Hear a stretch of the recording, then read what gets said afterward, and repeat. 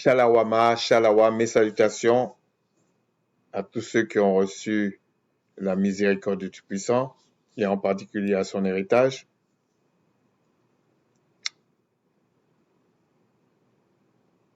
Je sais que les gens ne s'intéressent pas, enfin en tout cas la majorité des gens ne s'intéressent pas à grand-chose, ok?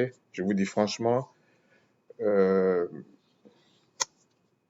ça me rend un petit peu déçu, mais bon, chacun a son passé, chacun a son éducation. Il y a des choses qui peuvent se comprendre et puis il y a des choses que j'ai du mal à comprendre. Donc je suis qu'un homme, ok? Donc de ce côté-là, je fais la morale à personne, enfin en tout cas, que je connais pas en tout cas. Je ne, J'essaie en tout cas de ne pas condamner les gens, j'espère ne pas condamner les gens, et aussi de ne pas être un justicier.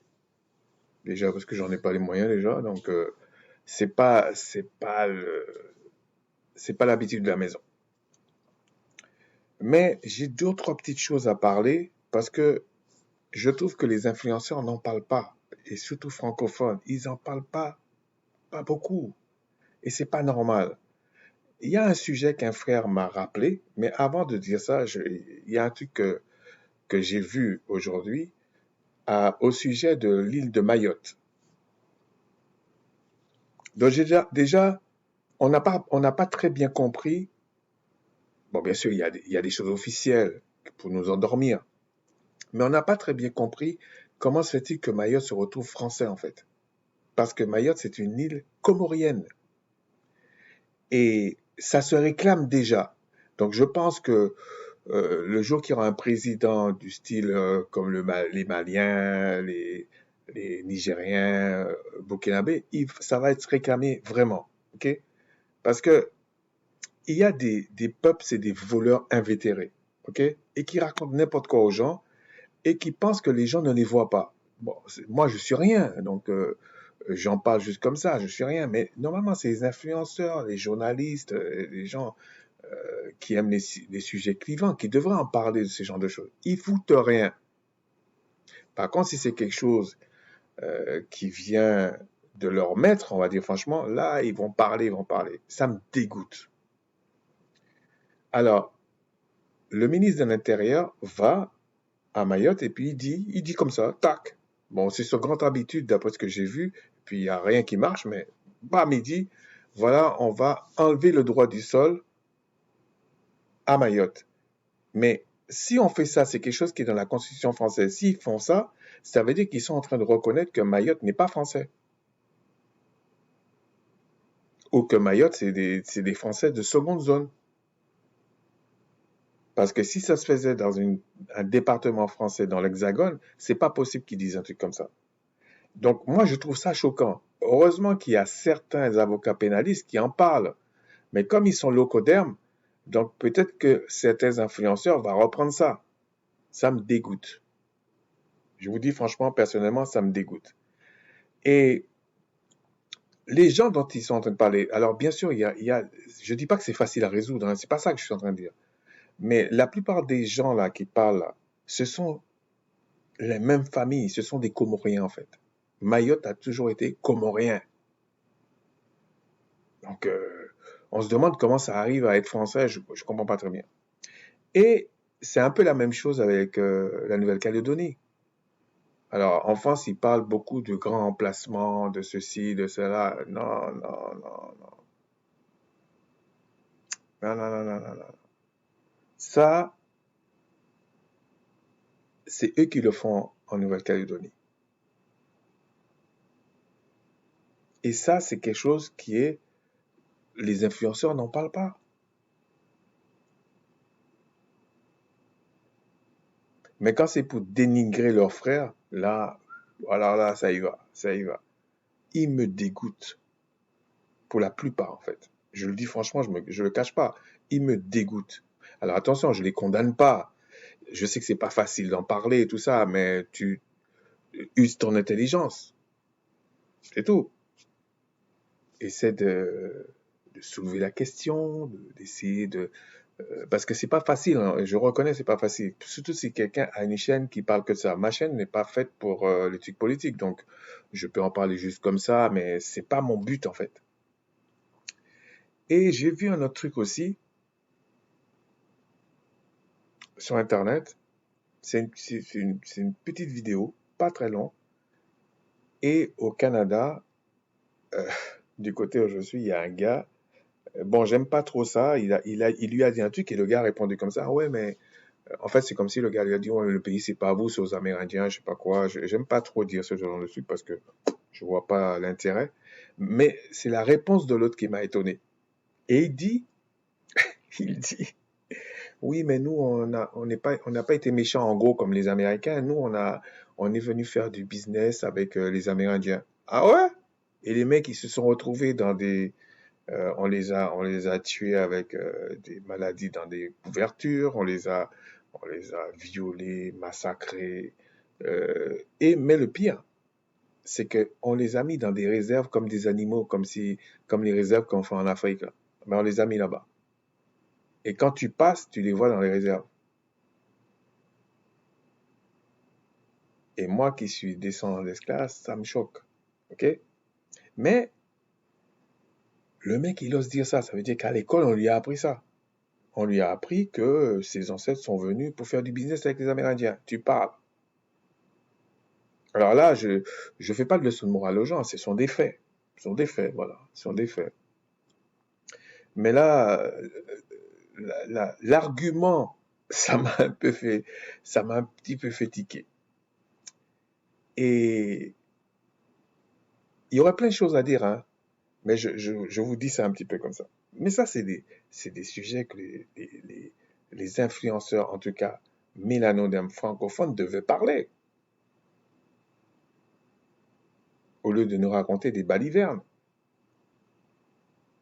Ben oui. Et donc, ce frère m'a parlé du Congo et ça m'a rappelé certaines choses, en fait, du passé que j'étais confronté. Et il y en a une chose que je me suis rappelé. C'était, bon, je ne vais pas dire vraiment la personne et tout, mais elle était congolaise et c'est pas qu'elle aimait pas les gens, hein, c'est pas qu'elle aimait pas les Congolais, c'est pas ça que je suis en train de dire. Et j'étais quelque part et à cette époque-là, il y avait une femme qui s'appelle, je pense, Ingrid Betancourt, qui était kidnappée par les FARC en Colombie.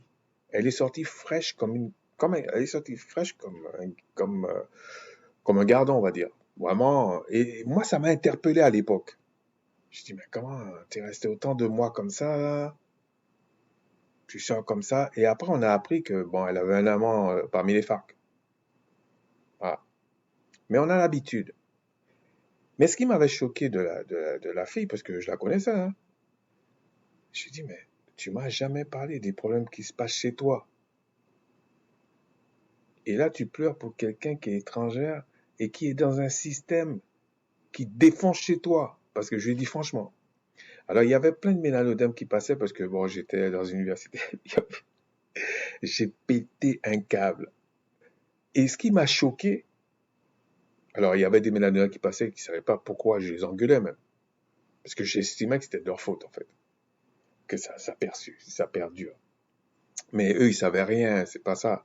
C'est que j'étais confronté dans une situation où j'arrivais pas à mettre les trucs bien dans ma tête parce que j'étais choqué en fait par le comportement de cette fille. Et ce qui m'a choqué à l'époque, c'était que, donc quand je dis à l'époque, peut-être il y a 10 ans, hein, c'est pas, peut-être 10 ans, c'était peut-être en 2011, je sais pas, je me rappelle pas. Et il y a quelques personnes qui ont réagi parce qu'ils ils ont écouté ce que je disais. Et qu'est-ce qui a réagi? C'était même pas des mélanodermes qui ont dit, ouais, on te comprend. Des gens qui me connaissaient même pas, hein. Oh, ouais, on te comprend pourquoi t'es pas content et tout. Ce que j'essaie d'expliquer, c'est qu'aujourd'hui, là, ils sont en train de parler de ce qui se passe au Congo, en tout cas dans la région, là. Ouais, les gens en parlent. Il y a quelques influenceurs qui commencent à en parler. Tout simplement parce qu'il y a des sportifs qui ont fait un signe. Et ce qui est choquant, c'est qu'il y a des gouvernants qui ont pris le même signe. Ouais, mais les sportifs, quand ils ont fait le signe, c'était pour interpeller les gouvernants. Ouais, mais si les gouvernants font le signe, c'est pour interpeller qui? Les sportifs? Je comprends pas. Les gouvernants devaient réagir en disant, bon, on va faire telle chose. S'ils font le signe, là, c'est que on est dans les problèmes, hein. OK? Donc, à moins qu'ils fassent le signe pour leur maître. Ça, c'est différent. Et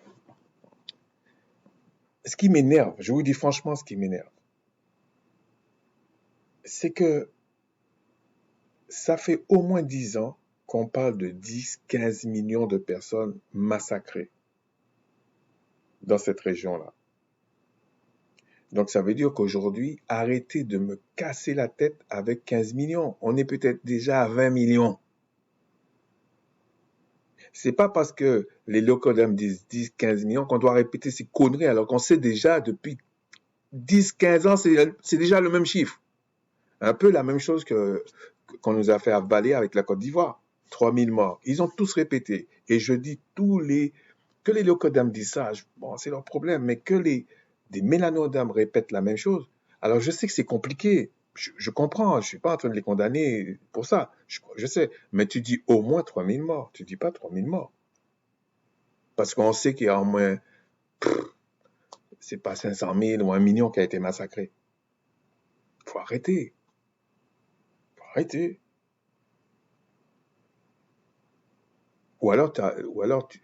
Oui, tu dis rien, c'est un peu difficile, mais tu vas pas relayer des trucs bêtement. Je sais que tu as une chaîne, c'est pour gagner ton fric. Ouais, d'accord, je comprends, mais tu dis au moins 3000, tu dis pas 3000. Parce que tout le monde sait que c'est faux. Mais le problème, c'est que les plus petits qui entendent ça, ils vont croire à cette bêtise-là. Donc ça veut dire que ça va se répéter. C'est quand même un peu choquant. Et donc c'est la même chose pour le Congo. Et un jour, je vais peut-être essayer de vous montrer ça vite fait, parce que ma chaîne n'est pas faite pour ça. L'haplogroupe, ça c'est l'empreinte même qu'on attribue aux Israélites, aux Congolais, aux Bantous, tout ça. Là. Au Rwanda, ils sont à 80%. En RDC, ils sont à 64%. C'est-à-dire que c'est des frères qui se tapent sur la gueule. Alors, il y a peut-être un groupe dans chaque endroit qui ne sont pas Bantous du tout et qui font ça pour d'autres personnes, ok? Mais je me suis rappelé d'un truc qu'on m'avait parlé. J'étais étudiant, j'étais en France, j'étais étudiant, je travaillais le week-end. Alors je dis ça pour les autres, je suis martiniquais. Donc les papiers, je les ai pas achetés, j'en ai rien à foutre de tout ça. Quoi. Ok? Donc, ma machine était en panne. Je ne me rappelle plus des genres de pièces, c'est comme des rotules que je faisais là. Et je me suis retrouvé un peu plus loin dans le département parce que il manquait de la maintenance ou une pièce, je sais pas quoi. Et la panne a duré tout le week-end. Donc, on m'a déplacé. Et là, je tombais sur un gars, il parlait le français, mais on sentait qu'il avait un accent qui m'a rappelé l'Espagne ou le portugais, je sais pas, il a, tout comme ça. Mais c'était un locodère, c'était un blanc, ok? Et il me parlait. Et moi, généralement, quand je parle avec quelqu'un, je ne condamne pas, euh, voilà, c'est comme ça. Voilà, je sais pas pourquoi c'est comme ça, c'est comme ça. Je le condamne pas, je vais même pas juger la personne. Non, on se parle, on se parle. J'essaie d'écouter ce que tu dis, j'essaie de comprendre ce que tu dis. Voilà, c'est tout. Ce qui n'est pas souvent le cas en retour de certaines personnes, ok? Mais on va aborder ça dans le sujet de la vidéo. Vous allez voir. Et donc, qu'est-ce qui se passe? Il me raconte un truc qui s'est passé en Angola. Il me dit il était de la Légion et française évidemment, et il a fait la guerre d'Angola. Mais il me paraissait pas si vieux que ça, mais quand même, il avait un certain âge. Hein. Il avait, je sais pas moi, à l'époque, je pense qu'il avait une cinquantaine d'années peut-être. Et il me dit, peut-être 55 même, mais il me dit qu'il a fait ça. Alors, je connaissais théoriquement ce qui s'était passé et tout ça. Et puis, il me confirme qu'effectivement, les Français étaient en train de faire la guerre là-bas, mais il n'y avait pas que. Il y avait les Américains, les Russes et puis les Angolais, quoi. Et il me dit, il y a un truc qui l'a choqué. C'est comme s'il voulait me parler de ça. Il y a un truc qui l'a choqué et comme s'il voulait parler à un mélanoderme pour absoudre ses péchés. Je sais pas. Parce que j'étais déjà converti, mais je pense pas que il savait que je croyais en la Bible. Je sais pas. Je me rappelle pas très bien de ce truc-là, mais il me dit ça. Et c'est des faits réels, hein. Il me dit, il avait un collègue, donc, dans l'armée, dans la Légion. Je ne sais pas s'il était d'origine étrangère ou française. J'ai même pas parlé de ça tellement j'étais choqué par le truc. Il balançait des bébés en l'air. Alors, je ne sais pas s'il le faisait à plusieurs, mais il me semble qu'il était tout seul. C'était son petit jeu. Il balançait des bébés. Quand je dis des bébés, c'est des bébés. Et il les empalait avec un couteau. Des couteaux de guerre, là. Et lui, ça l'a traumatisé, ce gars. Il me dit, ça m'a traumatisé. Et il a été le voir, il dit d'arrêter de faire ça. Parce que je ne sais pas combien de fois il faisait avant, mais il a été lui demander 2 ou 3 fois.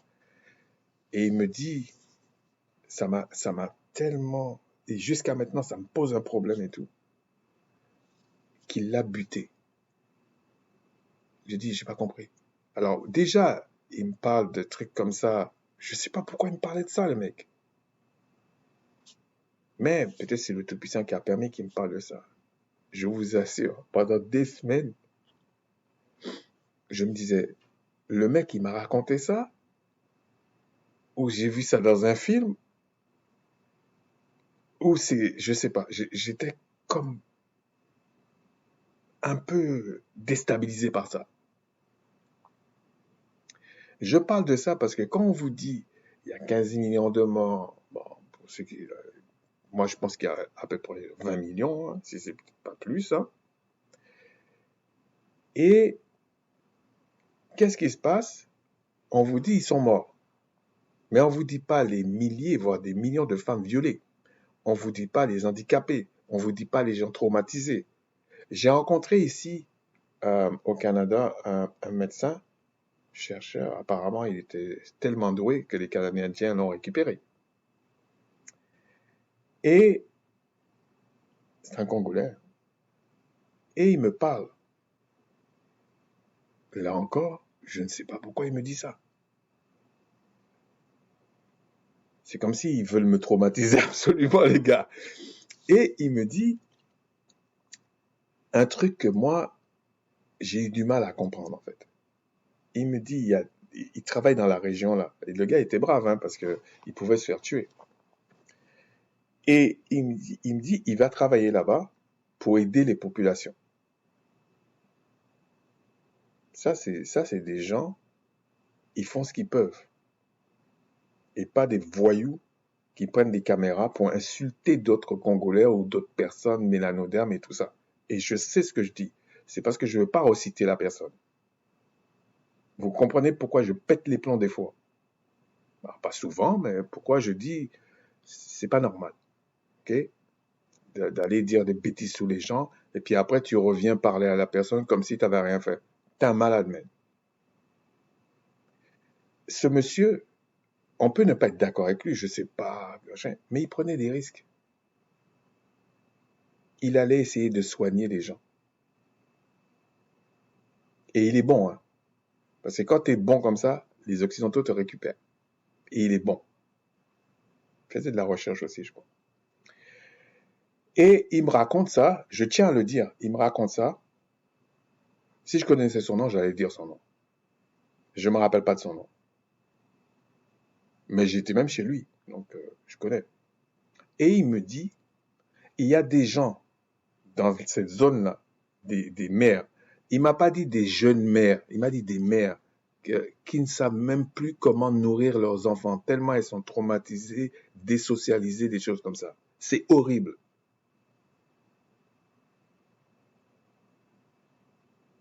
Donc quand Quand je vois des gens qui me disent ils sont les rois de la sape ou ils sont ceci, je ne les condamne pas, mais j'en ai rien à foutre de ces conneries-là.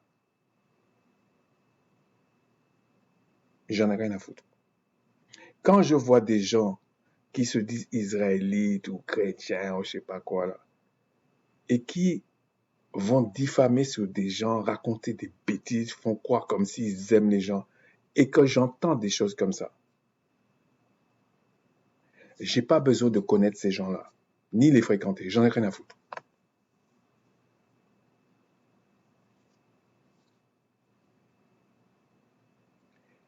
Je sais pas comment vous expliquer ça. Je ne cherche pas à ce que les gens me racontent des trucs. Ça arrive comme ça. Ok? Peut-être c'est le Tout-Puissant qui veut m'expliquer ça. Et quand je vois des gens venir me dire, c'est là où je veux en venir.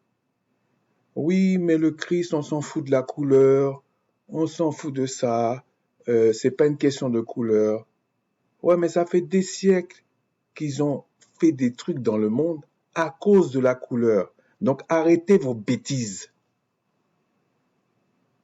Arrêtez vos bêtises. Et c'est ce que je reproche à Armando.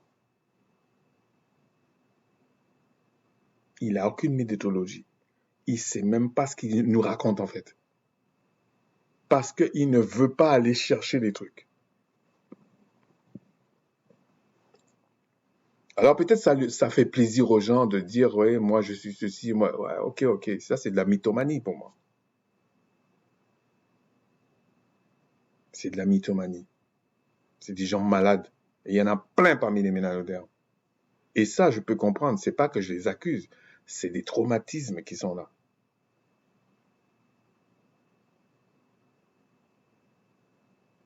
Comment vous voulez que, on va dire, allez, en gros, 700 millions de personnes d'une race, dominent 7 milliards de personnes? Vous pensez quoi? C'est des enfants de cœur? Pour ceux qui sont catholiques, là, vous pensez que c'est des gens, ils sont gentils? Pour que des gens comme Kevin Seba me disent non, c'est pas un combat de couleur, c'est un combat de douleur. Il y a des Caucasiens qui soutiennent. Mais je m'en fous. Regarde les faits historiques. Je m'en fous. Et c'est pas pour autant que si je vois un Caucasien qui est blessé et qu'il a besoin de mon aide, que je vais pas l'aider. Je vais pas mélanger tous les trucs. Mais il faut arrêter de mentir à, à, à des générations comme ça. Il faut arrêter de mentir. Il faut arrêter de mentir aux gens. C'est des choses très très graves. Et moi, je sais, bien sûr, tout vient du Tout-Puissant. Mais je vous dis, la parole dit, nous allons juger. Je vous assure, vaut mieux pas que je juge.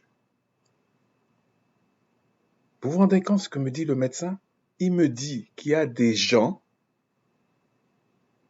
pendant qu'il y a des gens qui font l'imbécile sur Internet, insulter les gens, trouver des bêtises, diffamer sur les gens, il y a des gens sur cette planète ou des mères. On n'a pas dit des jeunes mères. Elles ont pas 14 ans forcément, mais il m'a pas demandé l'âge et la manière qu'il m'a parlé, c'est des gens qui avaient un certain âge, c'est-à-dire normal, 20 ans, 22 ans. Elles ne savent pas comment nourrir leur enfant. Tellement on les a déconnectés de la vie sociale, les chocs, les traumatismes. Et vous voyez des églises, et je le dis franchement, des églises, je vais prendre mon temps pour parler de ça, des églises. Ils vont te dire, ouais, c'est pas la couleur. Mais putain, mais dans vos églises, 100%, c'est des mélanodermes qui sont dedans. Et vous êtes fiers quand il y a un locoderme ou deux. C'est pas mélangé. Mais vous continuez à me faire croire que non, la couleur ne compte pas. Et quand c'est chez eux, là, vous êtes encore minoritaire là-dedans. Mais arrêtez de vous mentir comme ça. Vous êtes des mythos. Et dans ces églises-là, quand il faut jeûner, prier, crier au Tout-Puissant, soi-disant, soi-disant, quand c'est quelque chose qui se passe dans des pays occidentaux, là, ils jeûnent, ils prient. Même s'ils sont dans les pays mélanodermes. Mais je vous dis, normalement, humainement parlant, quand on apprend des choses qui se passent, pas seulement en Afrique, hein, dans les Antilles, parmi les Afro-Américains, et tout comme ça, toutes les églises majoritairement mélanodermes devraient au moins une fois par mois prier pour ça. Ils ne foutent rien. Et ils viennent me dire que c'est le Christ qui les a envoyés. J'y crois pas. Je n'y crois pas. Ce sont des menteurs qui sont là. Parce que avec ce qui se passe là, même au Congo, là, combien d'églises remplies de Congolais n'importe où dans le monde sont en train de dire on va jeûner une fois par mois. Normalement, ils devraient jeûner une fois par semaine, je vous dis, mais une fois par mois. Toute l'année s'il faut, jusqu'à temps ça cesse. Et expliquer qu'est-ce que c'était le jeûne et la prière, qu'est-ce que c'était ces choses. Ils ne diront pas ça.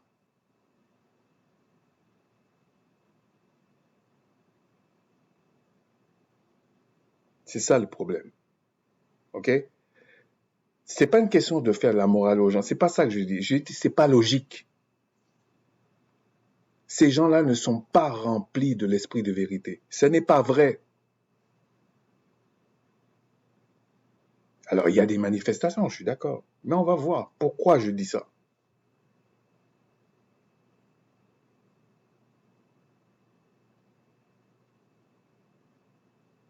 Et je m'en fous que les gens disent, ouais, mais t'es Martiniquais, de quelle loi tu parles comme ça, parce que c'est des Congolais. Je m'en fous. Ça aurait été des Martiniquais, j'aurais dit la même chose. Vous ne pouvez pas avoir un problème, je parle en plein large, de déménanodermes. Les mecs, ils sont dans des églises, ils se roulent par terre toute la journée, mais ils ne jeûnent jamais pour la condition du mélanoderme dans le monde. Jamais ils le font. Je ne parle pas de politique, je ne parle pas de ça. C'est pas de ça que je parle.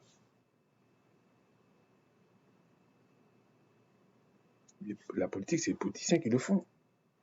Mais toi, en tant qu'être humain, tu vois bien que dans un pays, il n'y a que des gens comme toi qui souffrent.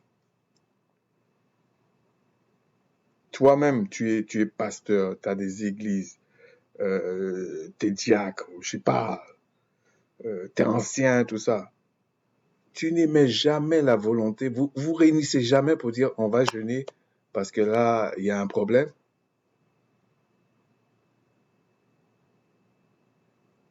Et vous dites, vous faites croire aux gens, vous êtes remplis de l'esprit de vérité. J'y crois pas du tout. Vous démerdez, j'y crois pas. Bon.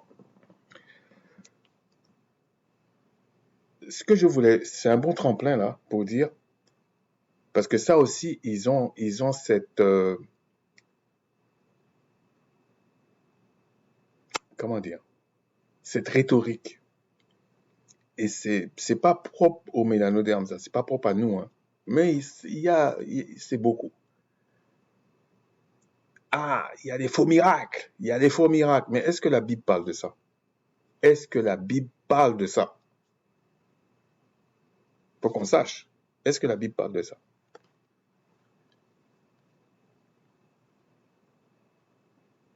On va voir. Bon, une fois n'est pas coutume, j'ai parlé de ces trucs-là parce que il y en a un peu marre que qu'on se sert de la naïveté ou l'imbécilité ou la mythomanie, je sais pas quoi, des mélanodermes pour manipuler d'autres mélanodermes. Et c'est parole contre parole. On va voir si le Tout-Puissant au nom du Christ, va continuer à accepter ça.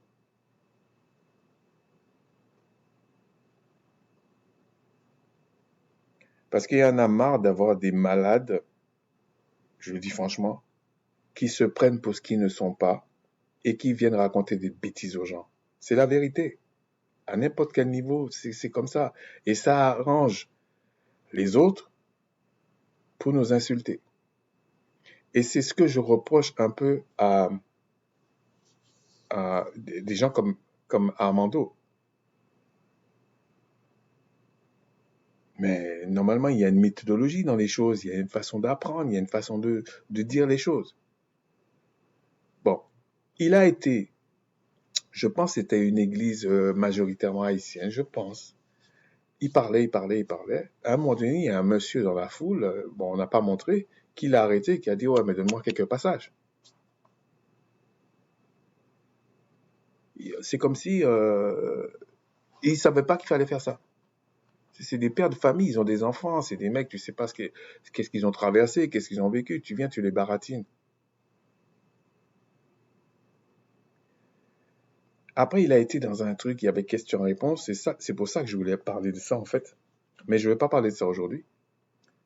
C'est parce que ça m'intéresse, parce qu'il a abordé un sujet que moi je suis pas d'accord, et je pense qu'il y avait aussi un des Haïtiens qui n'était pas d'accord. Mais il n'a pas expliqué pourquoi. Mais moi, je vais expliquer pourquoi je suis pas d'accord. Si le Tout-Puissant me le permet, je vais le faire. Et qu'est-ce qu'il dit? Qu'est-ce qui se passe? Le monsieur l'interpelle. Il dit, ouais, là, il a essayé de poser des questions et Armando lui a répondu. Il dit, il n'était pas convaincu. Il était là, il n'a rien dit. Par respect, il n'a rien dit. J'ai vu qu'il n'a rien dit. Le monsieur est rentré chez lui. Il a fait une vidéo pour lui dire non, non, non, non. Et Armando l'a passé la vidéo. T'inquiète pas, Armando, j'ai récupéré les deux. Donc tu peux les enlever si tu veux. Donc, et Armando a dit ouais, je suis pas fermé, tout ça. Mais c'est pas ça. C'est comme, c'est comme si Armando comprend pas que le gars était agacé par le fait que il t'interpelle sur quelque chose, mais tu lui racontes des bobards. C'est ça qu'il te dit en fait. Normalement, tu aurais dû dire ok, vu ce point-là qui te gêne, je vais, comment dire, je vais te démontrer ce que je te dis est vrai. Mais on a vu les démonstrations que fait Armando. J'avais vu déjà la tendance. En parlant de ça, le frère qui m'a parlé du Congo ça m'a rappelé des choses. J'étais hors de moi et tout. Mais en même temps, je regardais une vidéo réaction du frère Allegra et ça m'a un peu choqué. Là, je ris encore. Je ris parce que j'étais énervé en même temps. J'avais un rire nerveux et tout ça parce que c'est la façon que le frère Allegra a fait qui m'a fait rigoler. Donc, il a laissé toute une partie, il a commenté et tout. Et puis, à un moment donné, il fait avec un ton dépité, en fait. Donc là, tu veux dire que tu nous as démontré l'existence du Christ, l'existence historique du Christ. Là, il m'a tué, Allegra, j'étais obligé de rigoler. J'avais pas envie de rire, hein, mais là, j'étais obligé de rire. Parce que la façon qu'il a fait, tu sentais qu'il était dégoûté. Mais le contraste entre la façon qu'Armando parlait, comme s'il était convaincu, tout ça, et la réaction du frère Allegra, ça m'a fait rigoler. Ça m'a fait rigoler. C'est pas que je voulais me moquer ni d'Armando, c'est pas ça. Parce que c'est ce que les gens vont lui dire. Donc là, tu nous as démontré ça. Donc dans cette vidéo, je vais essayer de parler de certaines choses. Je ne sais pas combien de temps ça va prendre parce que je voulais absolument parler des choses que j'ai parlé avant. Et je sais très bien que beaucoup de personnes n'écoutent pas toutes les vidéos. Et c'est peut-être pour ça qu'il y a des gens comme Armando qui persistent dans un sens parce que les gens n'écoutent pas tout ce qu'il dit.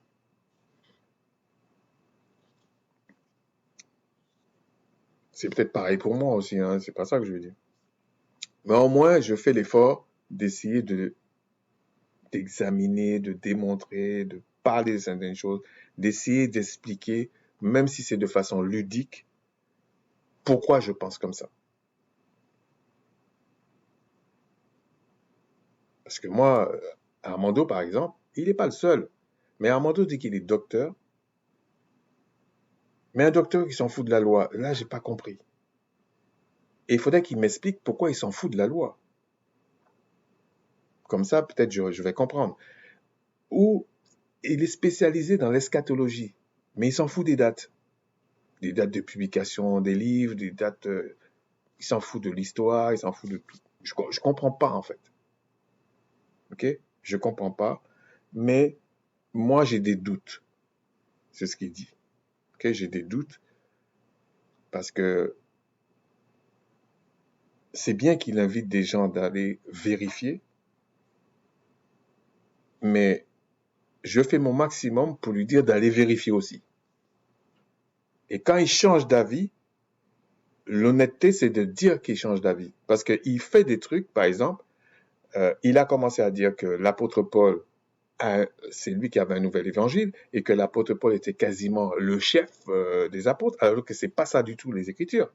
Bon, tu me diras, les catholiques font pire et c'est Marie le chef des apôtres. Donc c'est une aberration, c'est toujours le Christ le chef des apôtres.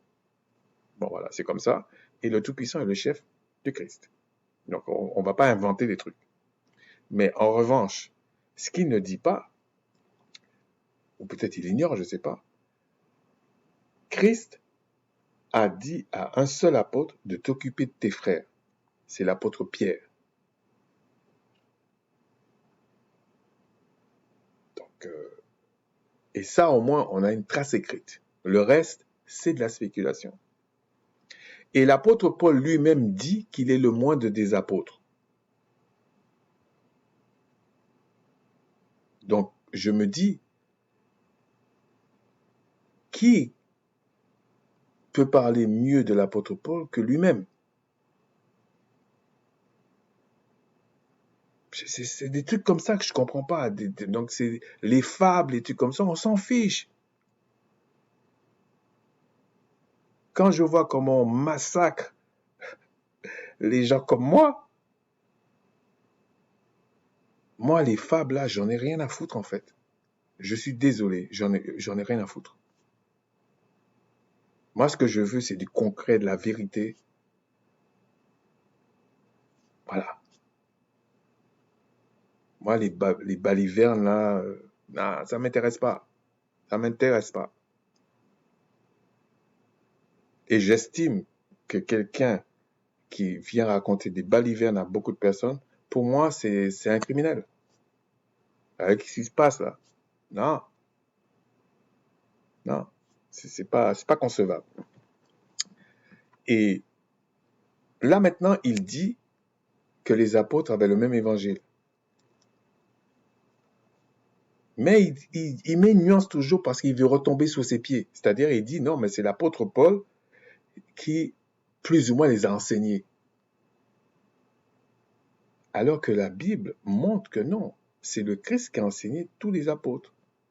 Et il leur a même envoyé le Saint-Esprit pour les rappeler des choses, pour les faire grandir.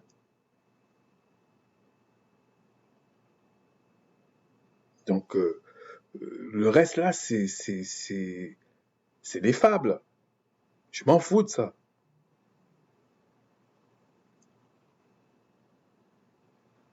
C'est quand même énervant en fait. C'est quand même ça, par contre, c'est énervant. C'est-à-dire que tu vends du vent aux gens. Alors, effectivement, les gens n'écoutent pas toutes les vidéos parce qu'il fait des vidéos d'une heure, de 3 heures, mais moi, j'écoute. Je regarde les 3 heures s'il faut.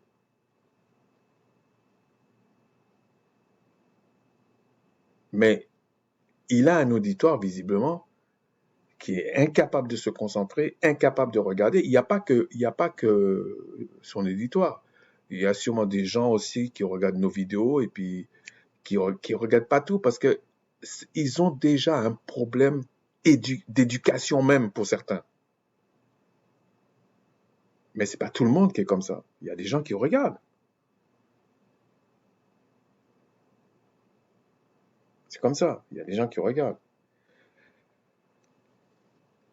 Donc, l'intitulé de la vidéo, ça va être ça. Est-ce que, en fait, je ne sais pas comment je vais le formuler, est-ce que les vidéos, pardon, je pensais à autre chose. Est-ce que la Bible parle de faux prodiges et de faux miracles? Et s'il en parle, c'est dans quel sens? Est-ce que ça existe même? Est-ce que ça existe? Et si ça existe, qu'est-ce que c'est? Parce que c'est quand même assez important, hein. Mais on va commencer, et du coup, ça a un lien. Au commencement, dans la traduction que j'ai, c'est Dieu créa les cieux et la terre. Mais Dieu ici, ils vont vous dire que c'est un pluriel parce que ça se dit Elohim, si je le francise un peu là, Elohim. Et ils vous disent que c'est parce que c'est pluriel, Elohim, c'est un pluriel. Et ils vont vous dire c'est parce que le Tout-Puissant est pluriel. Mais il y a des fois, quand ils vont traduire les dieux d'Égypte, ils vont toujours utiliser Elohim.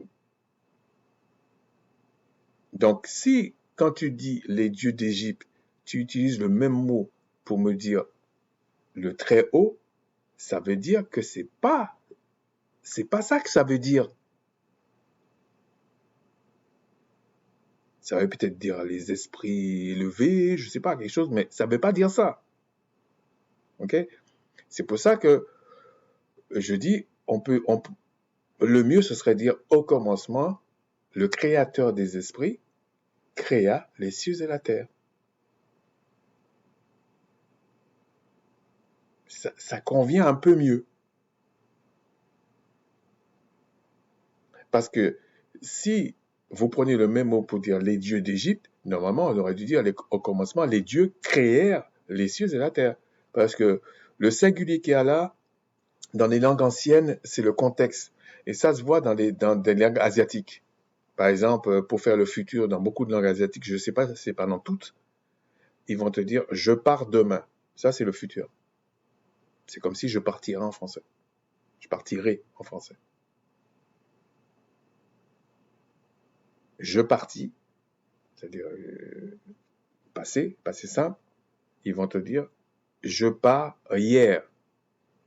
Donc là, tu comprends, c'est le passé.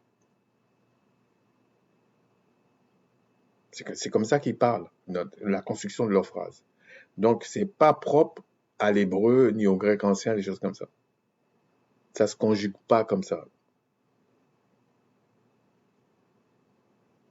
Des langues beaucoup plus riches, beaucoup plus machin, n'utilisent pas ce genre de technique. Ok? Donc, c'est pas étonnant. Peut-être pour les gens de maintenant, c'est compliqué de comprendre ça, mais il y a des langues dans le monde, c'est comme ça depuis toujours, c'est comme ça. Ensuite, tu as au commencement, dans Jean 1.1, était la parole était avec le Tout-Puissant, et la parole était le Tout-Puissant. Ce commencement-là est vraiment l'origine. Parce que la parole ici, c'est la parole créatrice, l'essence créatrice même. Et c'est de ça que Pierre parle en disant, vous êtes nés d'une semence incorruptible, d'une semence permanente. Et il associe ça à la parole.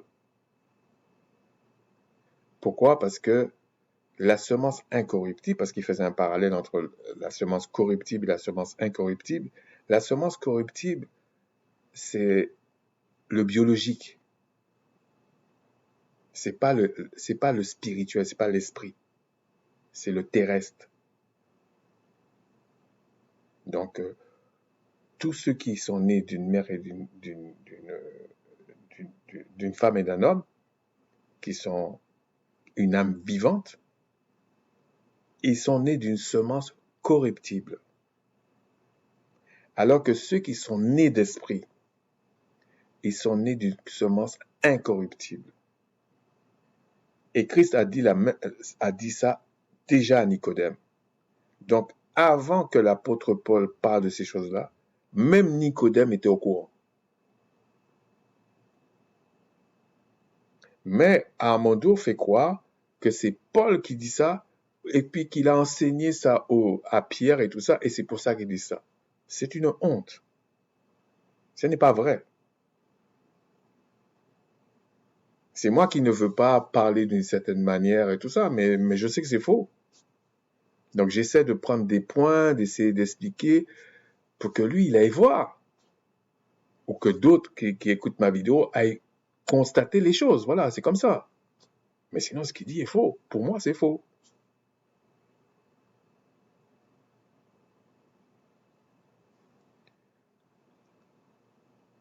Ensuite, voilà. Lamentation 3.37. Qui dira qu'une chose arrive sans que le Seigneur l'ait ordonné? N'est-ce pas de la volonté du Très-Haut que viennent les maux et les biens? Pourquoi l'homme vivant ne se plaindrait-il? Que chacun se plaigne de ses propres péchés. Péché ici, c'est la transgression de la loi. Et dans le contexte que c'était la loi que le Tout-Puissant a révélée à Macha, à Moïse.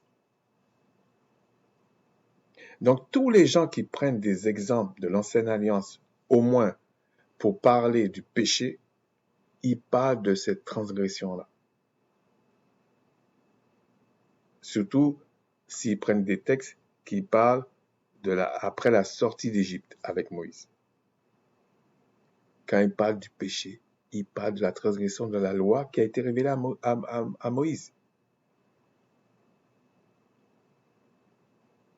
Et même dans la Nouvelle Alliance, quand ils parlent de péché, ils parlaient que de ça.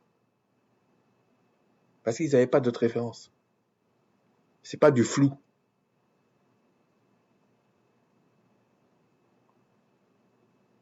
Donc, c'est assez clair.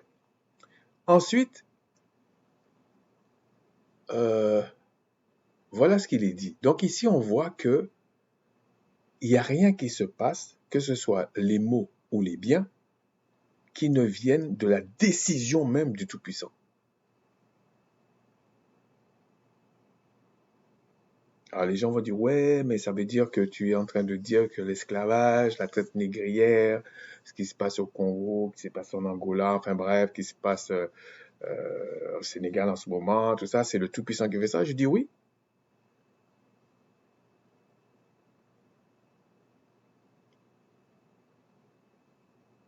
S'il y avait plus de crainte dans les cœurs, peut-être les gens comprendraient mieux. Est-ce que vous savez que dans l'apo-groupe du Sénégal, il y en a beaucoup, même s'ils sont musulmans aujourd'hui, qui sont israélites. Que ce soit Mali, Niger, Burkina Faso. Même parmi les Ghanéens, j'entends des gens dire des bêtises. Mais ils ne savent pas qu'il y a l'haplogroupe. Là, tu peux pas tricher. Alors, ils l'ont fait sous des échantillons, mais un échantillon donne déjà la tendance. Vous voyez des gens qui n'ont aucune démarche scientifique, rien du tout, et qui racontent des choses qui leur passent par la tête, alors qu'il y a les données. Donc, si on a une lecture scientifique du monde, enfin, on va dire scientifique avec des données, je parle, des données, sans tomber dans le complotisme, dans les baratins, tout ça, je ne parle pas de ça, je m'en fous de ça. Peut-être qu'on aura une autre lecture du monde. Peut-être qu'on va comprendre un peu mieux les choses. Mais pour que ça arrive, il faut que l'esprit de vérité vous enseigne. Parce que les autres vont vous bananer, en fait. C'est comme ça. Voilà comment on sait qui Christ a envoyé, qui Christ n'a pas envoyé. Le baratin, non, on n'a pas besoin. Tu es un expert dans quelque chose, tu ne peux pas m'expliquer le béaba. C'est pas que je t'aime pas, c'est pas... Non, je sais que c'est pas vrai, ce que tu me racontes. Voilà, c'est comme ça. Ou alors, tu as été trop vite, ou alors il faut que tu... Je sais pas, mais à l'heure actuelle, là, c'est faux. Donc ici, tout vient du Tout-Puissant. Mais si on va dans Amos, on a encore la même démarche. Donc dans Amos, de 4 à 7. On va le lire, hein? 3, 4 à 7. Amos 3, 4 à 7, pardon. Et là, on nous parle, s'il y a un effet, c'est qu'il y a une cause. Et on nous dit qui crée la cause dans Amos. Et ça revient à Lamentation 3.37. On va lire. Le lion rugit dans la forêt Le lion rugit-il dans la forêt sans avoir une proie? Le lionceau pousse-t-il des cris au fond de sa tanière sans avoir fait une capture?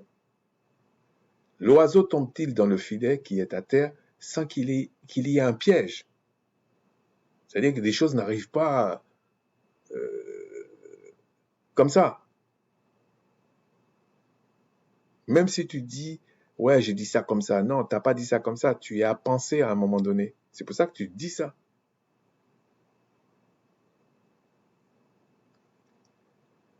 Le filet s'élève-t-il de terre sans qu'il y ait rien pris? Sonne-t-on dans la trompette dans une ville sans que le peuple soit dans l'épouvante? Arrive-t-il un malheur dans une ville sans que le Tout-Puissant en soit l'auteur? Car le Seigneur, le Tout-Puissant, ne fait rien sans avoir révélé son secret à ses serviteurs le prophète. Le seul qui prophétise, parce que ce n'est pas l'objet là, c'est le Tout-Puissant. Et puis le Tout-Puissant dépêche des esprits pour parler. Mais lui, c'est lui qui crée la cause. Donc, il annonce le futur. Pour lui, c'est comme si c'est fait. C'est pour ça qu'il est dit, aucune parole ne sort du Tout-Puissant sans qu'il revienne à lui en faisant les faits de ce qu'il a dit. C'est-à-dire, si le Tout-Puissant a dit que Israël sera son héritage à perpétuité, sachez que ça va se réaliser. Donc les gens qui disent non, à une époque, c'était ceci, c'était cela. Quand il a dit à Israël, sera mon héritage. Donc Israël aura une position céleste. Israël ne l'a pas eu sur la terre. Israël a eu les arts sur la terre, on peut dire. Mais Israël n'a pas eu cette position-là, réellement. Parce que l'héritage, c'est être comme des Elohim, des esprits vivifiants. Israël ne l'a pas eu sur la terre. Et ça va se réaliser. Il n'a pas dit ça à d'autres peuples.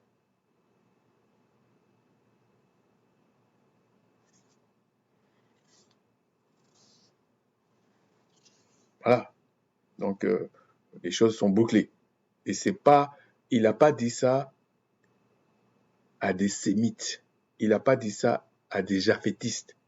Il a dit ça à une descendance des Hébreux qui est devenue Israël, qui sort de Jacob. Pour que les choses soient précises. Mais il dit ici, aucun malheur n'arrive dans une ville. Il n'a pas dit aucun bien, parce que là, on va dire, ah, mais c'est forcément le seul Tout-Puissant. Il dit non, aucun malheur même n'arrive dans une ville sans que le Tout-Puissant en soit l'auteur. Aucun. Il n'y a rien qui lui échappe. Mais je vous ai déjà dit, il n'y a rien qui lui échappe. D'ailleurs, l'apôtre Paul l'a bien expliqué. En Christ, il a mis le oui, son affection. Mais dans le camp opposé, il a mis son nom, sa colère. Et il l'a mis dans ce qu'on appelle le diable.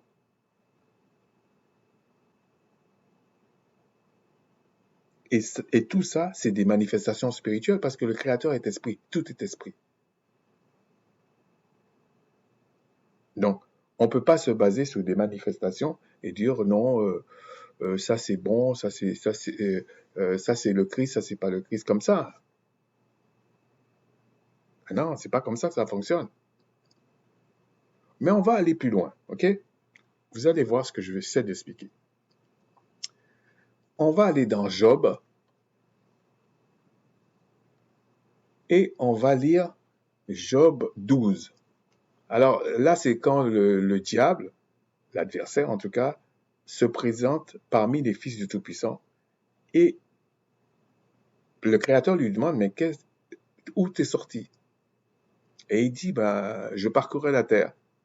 Ok, donc tu parcourais la terre. Est-ce que tu as vu mon serviteur Job, comment il est intègre? Et là, le diable dit, mais c'est parce que tu le couvres tôt en fait. Tu le couvres trop et c'est pour ça que il est comme ça, mais si tu le couvres moins, ben, il va te trahir. Et la question qu'il faut se poser,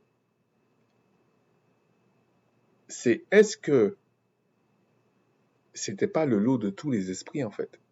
Pourquoi le diable dit ça? Parce qu'il doit manifester le nom du Père, la méchanceté même. Et voilà ce qu'il dit. Job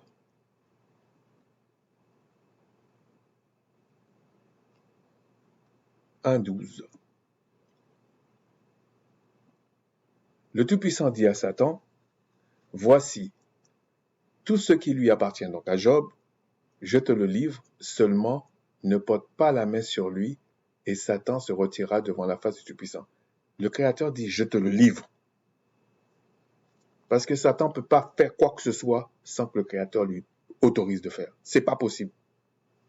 Alors les gens vont dire, ouais, mais ça veut dire que le Créateur a créé Satan pour faire le mal et tout ça. Oui, mais il a créé aussi des esprits qui ont la possibilité de se rebeller, des esprits qui n'ont pas la possibilité de se rebeller, mais pour faire que le mal, et de même qu'il a créé aussi des esprits pour faire le bien.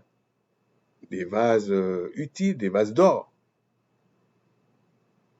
Il a engendré son fils, c'est lui l'héritier, pour manifester son affection pour son héritage et ceux qui sont rattachés.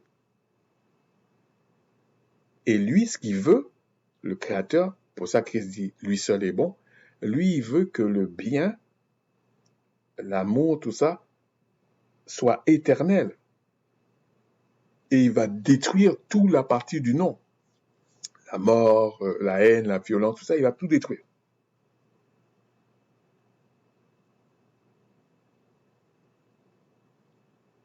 Parce que le bien comme le mal, ça vient de lui. Ça ne peut pas exister sans son esprit. C'est pour ça qu'il est au courant de tout. Pour que Christ fasse ce qu'il avait fait, il avait une mesure d'esprit de son Père. Pour que le diable fasse certaines choses-là, même en ce moment, il faut qu'il ait une mesure d'esprit du Créateur. Ben oui.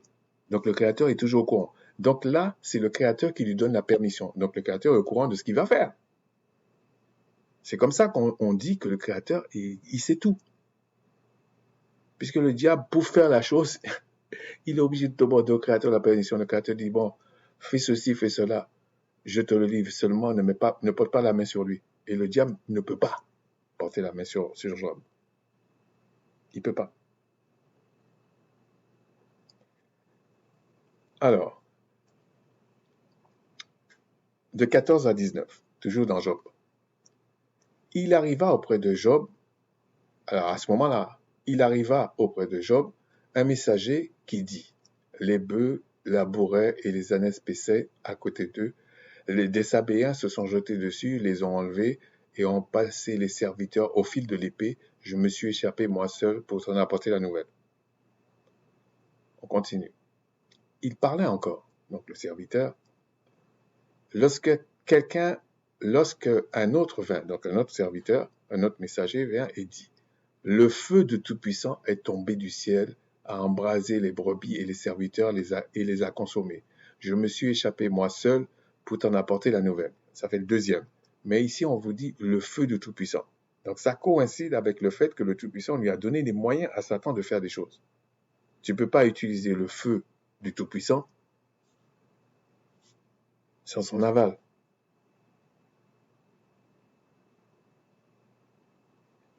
Aucun esprit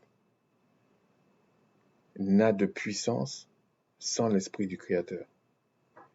Et il n'y a aucun pouvoir que ce soit dans les cieux ou sous la terre, sans puissance. Ça n'existe pas. Donc, vous pouvez continuer vos fables, c'est votre problème. OK? Il parla encore, lorsqu'un autre vint et dit, des Chaldéens formés en 3 bandes se sont jetés sur les chameaux, les ont enlevés et ont passé leurs serviteurs au fil de l'épée. Je me suis échappé moi seul pour t'en apporter la nouvelle. Il parlait encore, lorsqu'un autre vint et dit, tes fils et tes filles mangeaient et buvaient du vin dans la maison de leur frère aîné. Et voici un grand vent. Là encore, un grand vent.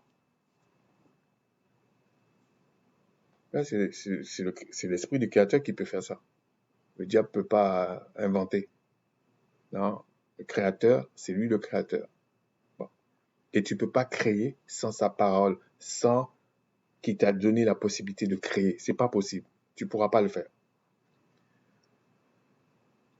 Un grand vent est venu de l'autre côté du désert et a frappé contre les 4 coins de la maison.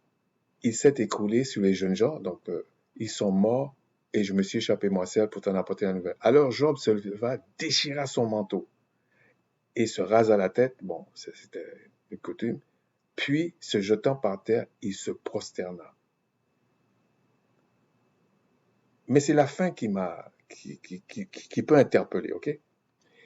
Et dit, je suis sorti nu du sein de ma mère, et nu je retournerai dans le sein de la terre. Le Tout-Puissant a donné, le Tout-Puissant a ôté, que le nom du Tout-Puissant soit béni. Il y a des gens qui aiment interpréter ça, qui aiment répéter ce genre de versets, mais Job ne péchait pas. Donc il faut être sûr de son coup qu'on prononce certaines paroles. Mais regardez, c'est ça qui fait que Job adorait le Créateur, ok? Job portait un culte particulier au Créateur. En tout cela, Job ne pécha point. Ça veut dire qu'il n'a pas transgressé les lois du Créateur.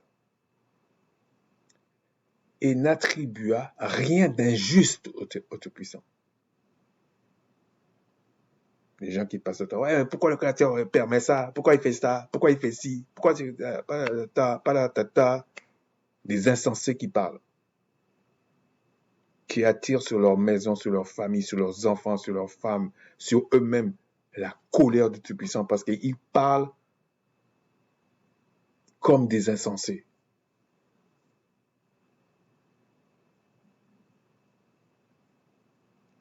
Bien sûr, c'est la faute de ceux qui se prétendent être envoyés par le Christ, qui racontent des bêtises. Mais c'est le Créateur qui permet ça. Il a dit c'est un reste qui va sauver pour donner l'héritage, la puissance, tout ça. Là. Voilà. Mais regardez comment Job était responsable. Verset 4. Ses fils allaient les uns chez les autres et donnaient tour à tour un festin. Ils invitaient leurs 3 sœurs à manger et à boire avec eux. Donc il y avait quand même le lien familial. Et quand les jours de festin étaient passés, Job appelait et sanctifiait ses fils. Puis il se levait de bon matin et il offrait pour chacun d'eux un holocauste.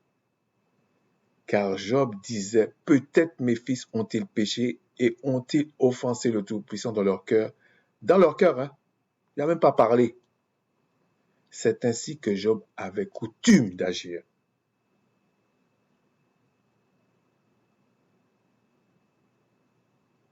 Ça, c'est un cœur qui adore le Créateur, ça. Qui se prosterne devant le Créateur et qui trouve que le Créateur ne fait rien d'injuste. Et qui ne parle pas de baratin. Ils s'en fout du baratin, là.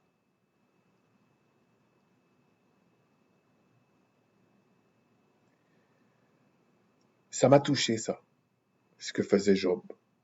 Et ça m'a touché la fin quand Job dit, il n'y a rien d'injuste en Tout-Puissant. Alors que tout était bousillé, là.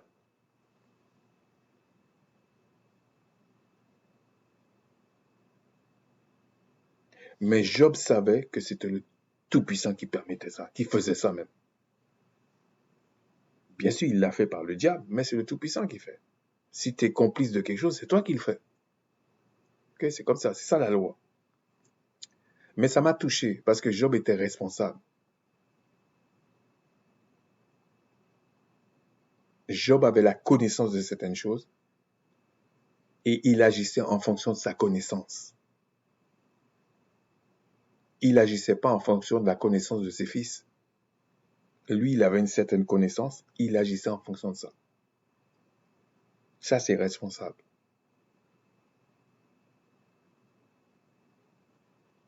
Il se prenait pas pour un justicier, supérieur aux gens. Non, c'était pas son problème.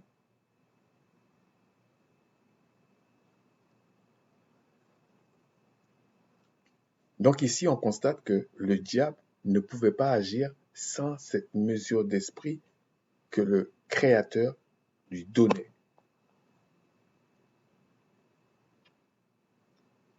Ensuite, on va aller dans Exode.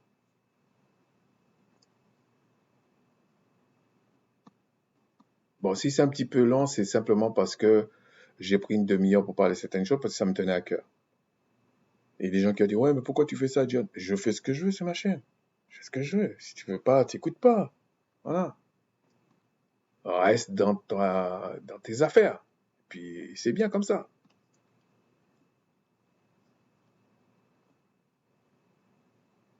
Alors, dans Exode 7, de 8 à 12. Oh, alors, vous connaissez cette histoire, mais c'est parce que je veux souligner quelque chose, ok? Le Tout-Puissant dit à Moïse et à Aaron, si Pharaon parle et vous dit, bon, peut-être je vais aller vite, hein, faites un miracle, tu diras à Aaron, prends ta verge et jette-la devant Pharaon, il deviendra un serpent. Et là, on voit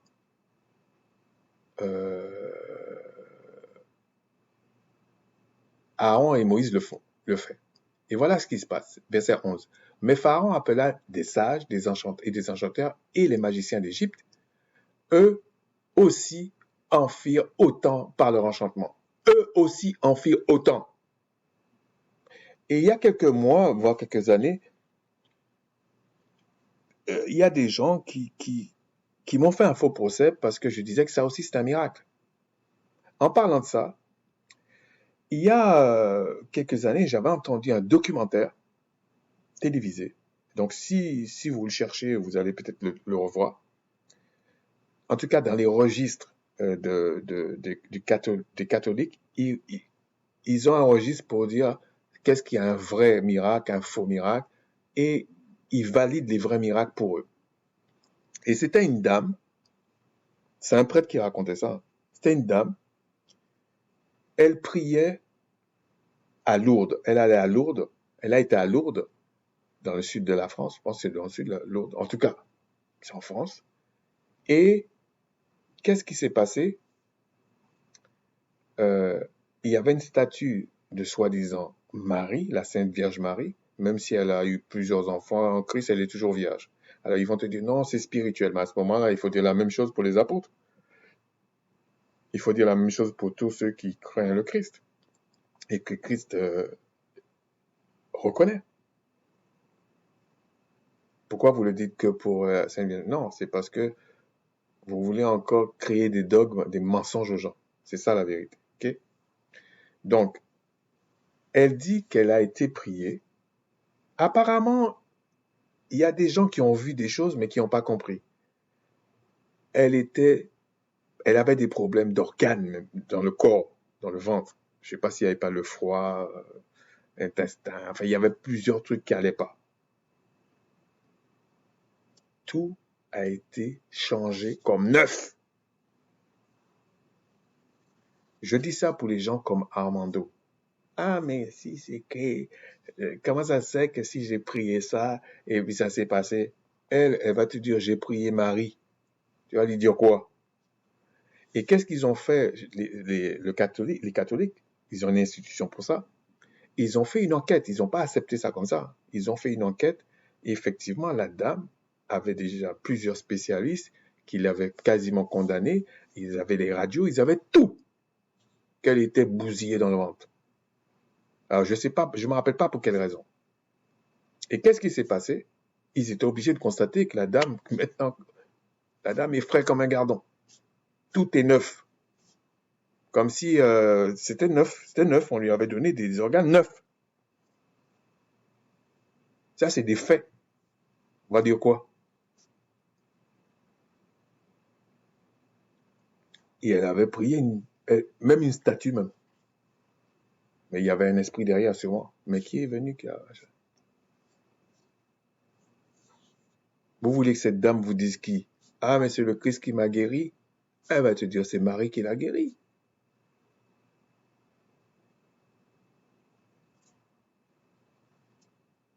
Vous voyez? Bon. Donc ici, les magiciens, tout ça, ils ont fait pareil que Moïse et Aaron. Alors on va dire, oui, mais celui d'Aaron a mangé le serpent d'Aaron a mangé les serpents des magiciens.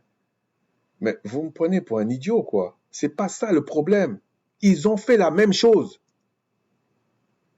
Heureusement que celui qui est du Tout-Puissant a bouffé les autres. Mais je vous dis, Aaron et Moïse ont fait ça par l'Esprit du Tout-Puissant. Les magiciens, les chanteurs, les sages, ils ont fait ça par l'Esprit du Tout-Puissant, je vous dis.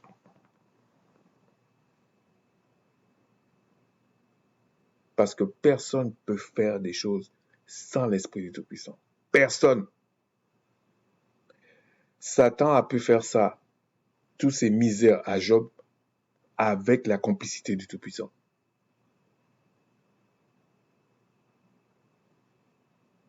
Donc, une manifestation ne garantit pas que c'est l'affection du Père. Non. Non, non, non. Ça ne garantit pas ça. On va continuer. Même si ça prend 2 heures, on va parler de ça. Alors la suite, c'était quoi? Alors, 17-22. Bon, je ne vais pas tout dire là. Je vais vous montrer juste le passage là. Vous allez lire ça vous-même. Alors, c'était pour...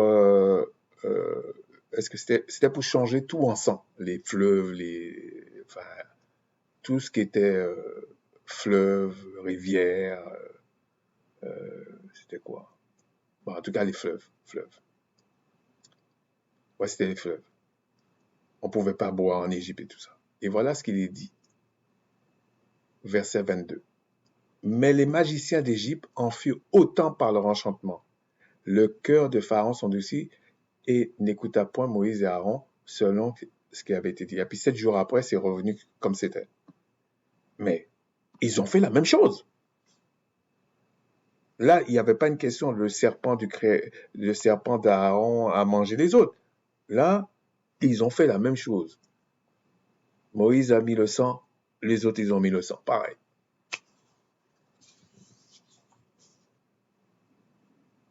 Je vous dis, la parole a été donnée à un peuple. C'est notre héritage qui est là. Et le Créateur, dans sa grande bonté en Christ, va nous dire les choses. C'est comme ça. Si on va maintenant... Ah oui, à la fin, il y a aussi à la fin. Alors, non. On va aller directement à 8, 1 à 3. Donc, il y avait une histoire de grenouille aussi. Qu'est-ce qui est dit? Je vais regarder l'heure en même temps. Okay. 1 à 3. Donc, c'était pour faire monter les grenouilles sur le pays d'Égypte. Verset 3. Donc, Moïse l'a fait. Mais les magiciens en furent autant par les enchanteurs, ils firent monter les grenouilles sur le pays d'Égypte. Ils ont fait pareil. J'essaie de vous mettre quelque chose, la puce à l'oreille. Je vous ai dit le témoignage de cette dame. Il y avait je la connais, hein, je la connais toujours, j'étais en France. Une dame qui peut être ma mère, hein. Et elle m'avait dit un truc, ça m'avait pas dégoûté, mais ça m'avait découragé à l'époque. Alors je lui dis, mais elle me dit, je ne sais pas pourquoi la conversation, hein, elle me dit, le Christ va d'abord venir en France. Et je lui dis, non, dans la Bible, quand même, c'est marqué, c'est pas en France, le 1er juillet explique et tout ça. Bon, je ne parle pas les détails. Et sa réponse m'a choqué, en fait. Sa réponse m'a découragé. Elle me dit, oui, ok, d'accord, je crois ce que tu dis là. Mais en fait, le Christ, le deuxième pays, ça va être nous. Je suis rentré dans ma chambre, c'était chez mes parents, je suis rentré dans ma chambre, je dis, Seigneur, je confesse quoi? C'était le début de ma conversion, je t'assure, j'avais jamais entendu des trucs comme ça. J'étais découragé. Je dis, mais Seigneur, mais... C'est-à-dire que, et Armando fait la même chose. Oui, oui, d'accord. Mais il revient à ce qu'il disait. Il change pas. Et la dame a fait pareil. Oui, oui, il va venir. Ouais, d'accord, d'accord. C'est écrit comme ça, d'accord. Mais le deuxième pays, ça va être nous quand même. Mais ça va pas, ce qu'elle me disait. J'étais, bon, aujourd'hui, j'en rigole, parce que je la connais toujours, hein. J'en rigole. Mais à ce moment-là, ça m'a découragé. J'ai dit, mais qu'est-ce qu'on va faire, en fait? Là, les grenouilles, ils ont fait pareil. Le sang, ils ont fait pareil. Le serpent, ils ont fait pareil. Ne prenez pas un détail et me dire, ouais, mais le serpent a bouffé les autres. Mais les autres, là, il n'y avait pas d'histoire de serpent. Ils ont fait pareil. OK? Bon. Ensuite, euh, 12 à 15. Alors peut-être il y a d'autres choses là, mais je vais aller le plus vite possible. Alors là, c'était l'histoire pour les poux. 8, 12 à 15. Alors Moïse le fait. Et là, il y a un petit couac. Verset 15. Et les magiciens, non, 14. Les magiciens employèrent leur enchantement pour produire les poux, mais ils ne purent pas. Les poux étaient sur les hommes et les animaux, et les magiciens dirent à Pharaon, c'est le doigt du Tout-Puissant. Mais ça n'a pas fait changer à Pharaon. Mais là, ils disent, là, c'est le Tout-Puissant. Ça veut dire quoi? Moralité. Il y a toujours une moralité dans les textes. C'est que le Tout-Puissant n'avait pas donné, n'a pas donné le pouvoir de créer des poux qui n'étaient pas grand-chose en fait. C'est pour montrer qui est qui. Sa souveraineté, il ne la partagera pas. Oui, tu as fait des choses spectaculaires là, mais là, le plus petit truc là, les poux là, tu peux pas le faire. Ça, c'est moi. C'est pour vous rappeler que c'est moi qui vous donne la puissance, même pour faire le mal.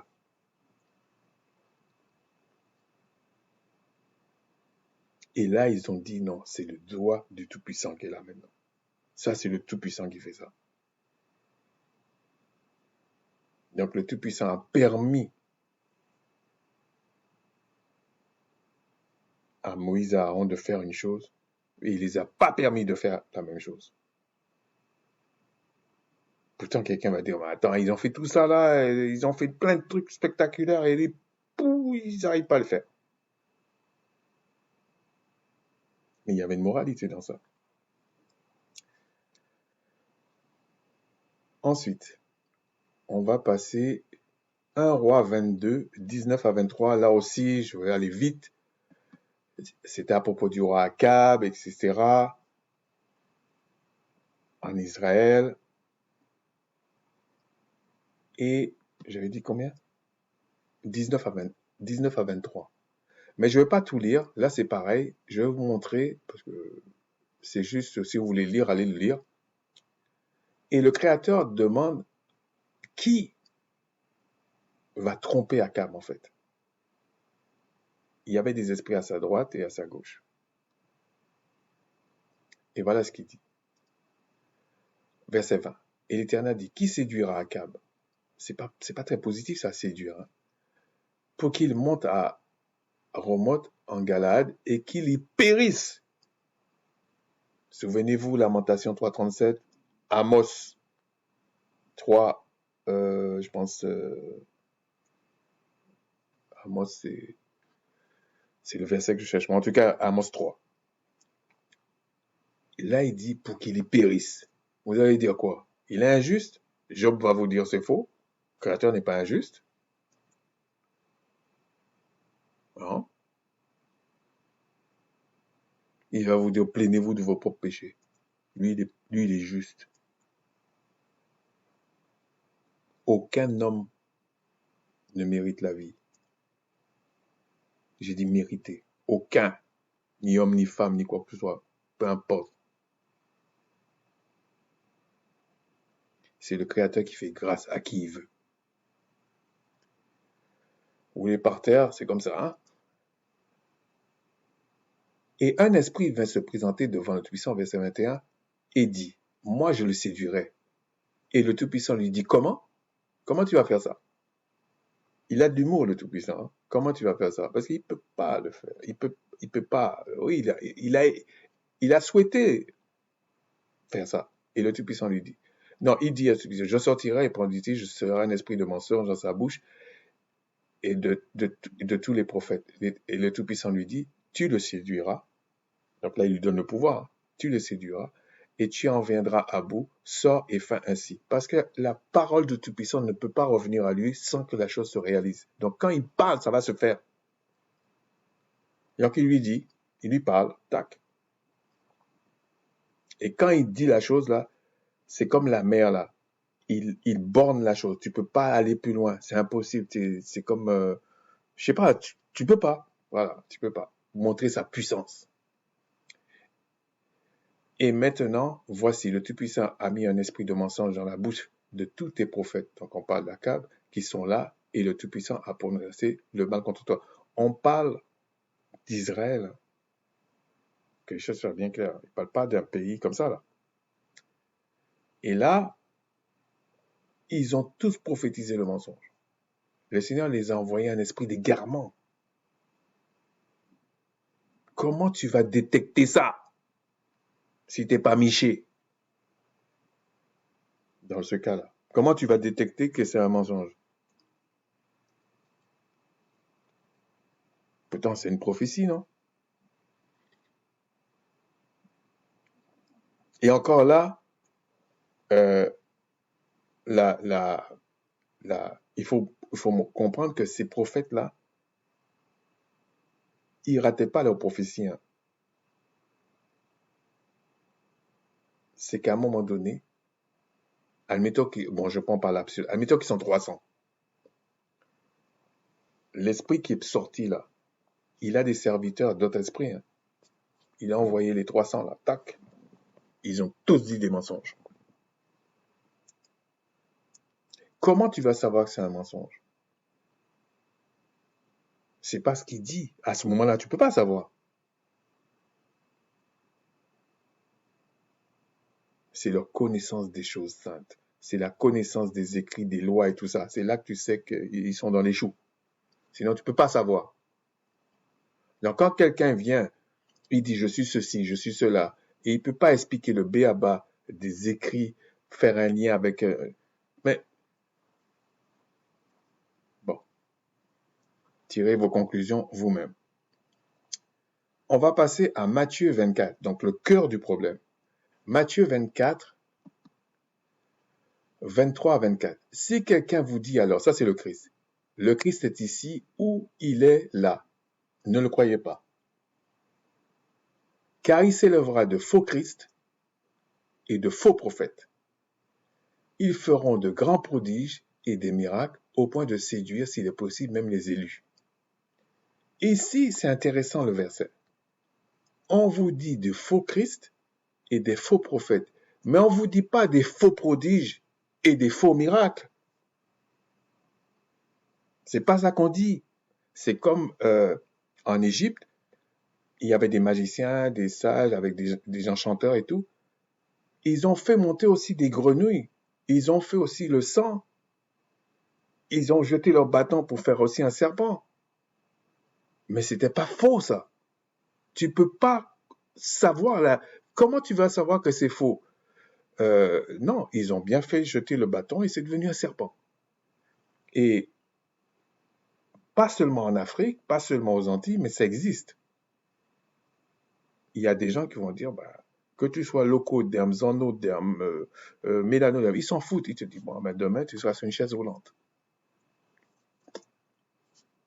Lui, c'est pas son problème. Tu vas dire, non, c'est un faux miracle, c'est un faux truc qu'il a fait, tu vas appeler ça la sorcellerie, tu vas appeler ce que tu veux, mais le fait est.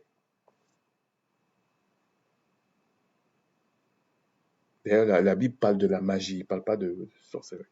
Mais sorcellerie, c'est un type de magie qui est envoyé des sorts. Mais là, ce sont des choses spirituelles qui sont là. Mais dans le nom.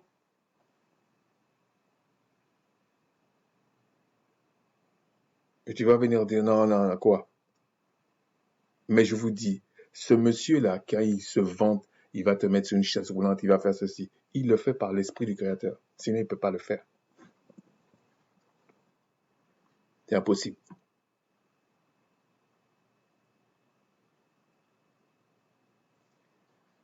Et comment tu vas savoir ça? Tu es dans une assemblée, tu comprends rien aux Écritures, il y a des gens qui se prétendent être envoyés par le Christ qui te racontent des bêtises. Tu vas voir des... Bon, bien sûr, il y a des choses que tu vas voir quand c'est grotesque. Tu vas dire non, c'est pas le Seigneur. Mais comment tu vas savoir, comme cette dame-là qui te dit, Marie l'a guéri, tout ça là. Admettons, tu es dans une assemblée.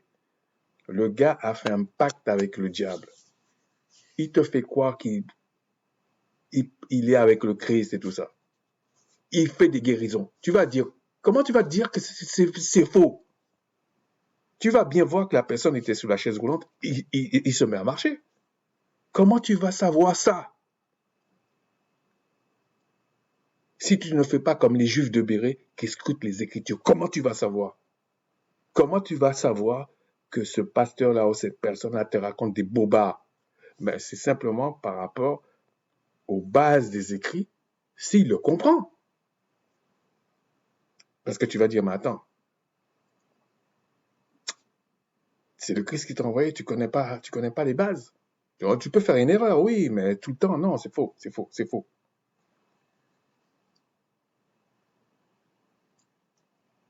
Donc là, il parle de faux Christ et de faux prophètes. Faux Christ, on va tout de suite penser à des faux qui sont pas comme Yasha, comme le Sauveur. Non, non, non, non. C'est plus large que ça. C'est des faux roins. C'est plus large que ce qu'on appelle communément le Christ.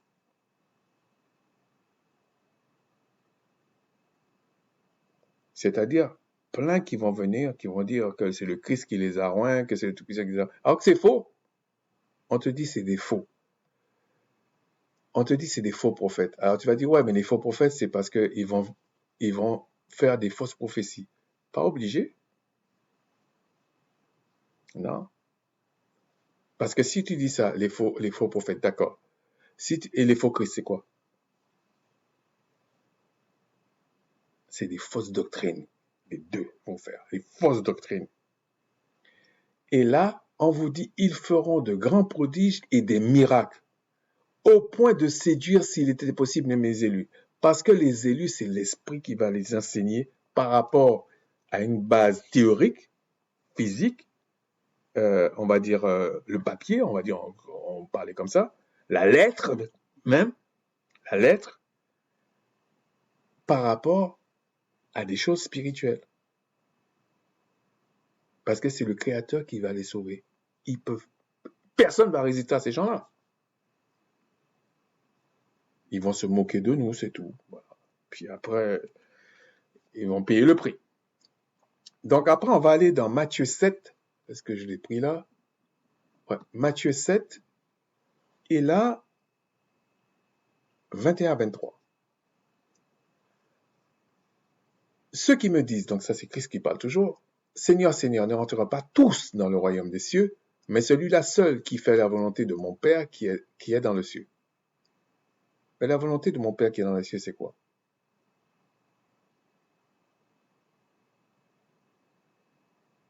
Ok? Parce que, en fait, succinctement, dans la loi de Macha, bien sûr, on peut les séparer en plusieurs manières, mais il y a des lois des pratiques, des œuvres de justification, qui étaient les sacrifices d'animaux. Et si tu faisais le reste de la loi sans être justifié par les sangs des animaux dans un certain contexte, ce que tu pratiquais là, on s'en foutait. Et ces sacrifices d'animaux qui te justifiaient, c'était pour que tu puisses être... c'était pour la purification de la chair. Donc tu vivais jusqu'à 120 ans, à peu près. Tu pourrais mourir avant, hein, mais c'était le contrat. Alors que Christ, alors que pour ceux qui sont nés d'esprit, l'œuvre de justification, ce n'est pas eux, ils pourront même pas aller vers un sacrificateur. C'est Christ qui le fait lui-même. C'est ça que Paul parlait, c'est ce que les apôtres parlaient. C'était de ça. Mais on va en parler une autre fois si le Tout-Puissant le permet. Mais après,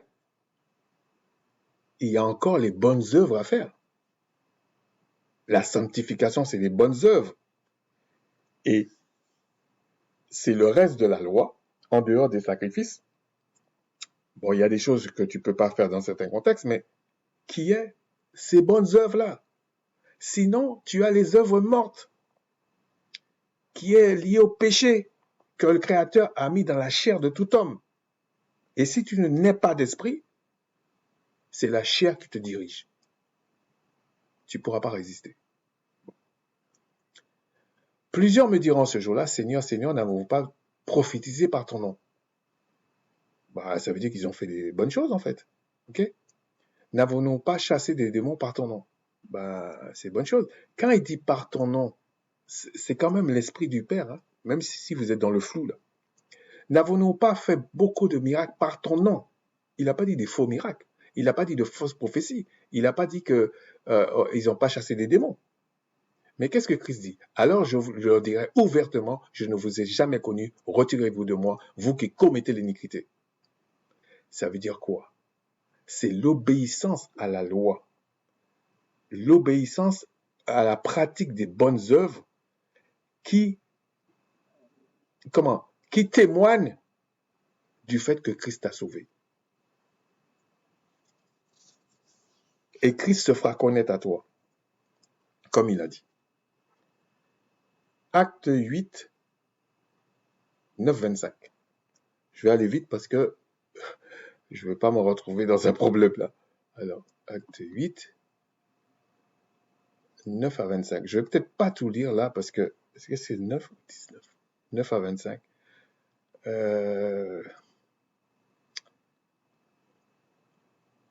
Bon, non, je ne vais pas tout lire là non plus. Il y avait auparavant dans la ville un homme nommé Simon qui se donnant pour un personnage important, exerçait la magie et provoquait l'étonnement du peuple dans la Samarie. Regardez ce que les gens disaient. Tous, depuis le plus petit jusqu'au plus grand, l'écoutaient attentivement et disaient, celui-ci est la puissance du Tout-Puissant, celle qui s'appelle la Grande.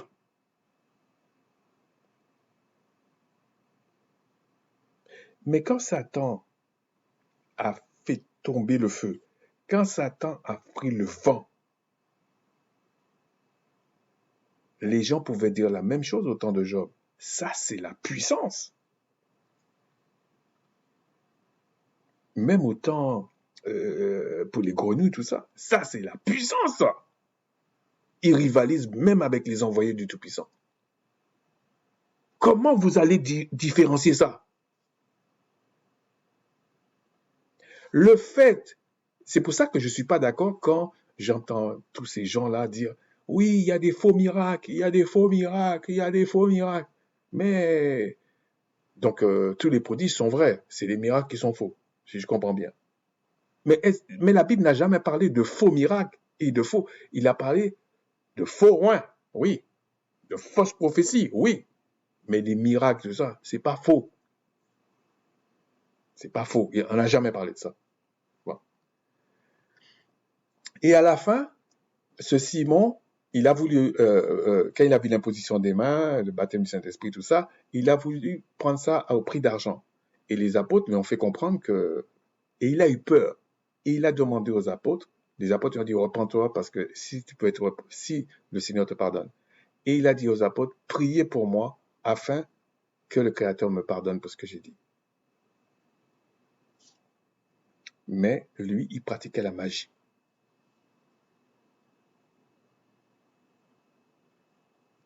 Acte 16, 21. Acte 16, 16, 21. Alors, là, c'était pareil. Comme nous allions au lieu de prière, une servante qui avait un esprit de python et qui, en devinant, procurait un profit à ses maîtres, vint au-dedans de nous et se mit à nous suivre, Paul et nous. Elle criait, ces hommes sont les serviteurs du Tout-Puissant très haut et ils vous annoncent la voie du salut. Elle ne mentait pas. Pourtant, elle avait un esprit de python. Ça, c'était dans le nom, dans la colère du Père, là. C'est pas dans l'affection du Père, ça. Et on vous dit, elle fit cela pendant plusieurs jours. Paul, fatigué, se retourna et dit à l'esprit, je t'ordonne au nom de Christ de sortir d'elle. Et il sortit à l'heure même. Après, il y a eu d'autres problèmes là, mais c'est pour vous montrer, c'est une guerre spirituelle qui est là. C'est pour ça que dans Éphésiens, on dit, on n'a pas à combattre la chair et le sang. De toute façon, la chair et le sang ne rentrent pas dans le royaume des cieux. Donc, c'est pas ça le problème. Okay. J'essaie de rester le plus simple possible. Apocalypse 16, 12 à 16. Bon, ça, c'est le 6e Malaka, les 7 couples là. Bon, on va pas rentrer dans tout ça. Il faut le lire. Le 6e versa sa coupe sur le grand fleuve l'Euphrate et son eau tarit afin que le chemin des rois venant de l'Orient fût préparé. Regardez, on vous dit que c'est un esprit qui versa une coupe sur le fleuve. Mais au temps des pharaons, de Moïse et tout ça, les gens, ils ont vu des hommes, mais il y avait des esprits derrière. Aussi bien du côté de Moïse et Aaron, aussi bien du côté des enchanteurs et tout ça, là, des magiciens. Et il dit, et je vis sortir de la bouche du dragon et de la bouche de la bête et de la bouche du faux prophète, donc là il parle de faux prophète, 3 esprits impurs semblables à des grenouilles. C'est sûr que les gens l'ont pas vu. C'est spirituellement que tu voyais ça. Ce sont des esprits de démons qui font des prodiges et vont vers les rois de toute la terre afin de les rassembler pour le combat du grand jour du Tout-Puissant. Voici, je viens comme un voleur, heureux celui qui veille et qui garde ses vêtements afin qu'il ne marche pas nu et qu'on ne voit pas sa honte. Bon, sa confusion. C'est-à-dire qu'il crie au Créateur, mais c'est confus. Ils les rassemblèrent dans le lieu appelé en hébreu Armageddon. Mais ce qui est intéressant dans ça, bon, tout est intéressant, mais ce que je veux dire, ce qui m'interpelle, qui interpelle, car ce sont des esprits de démons qui font des prodiges au point de convaincre les rois de la terre. Tu penses que les rois de la terre sont bêtes? Ils ont une sagesse humaine et tout ça. Et toi qui dis que Christ t'a envoyé, tu ne comprends même pas la science humaine, mais tu veux m'expliquer la science céleste que tu m'expliques pas d'ailleurs.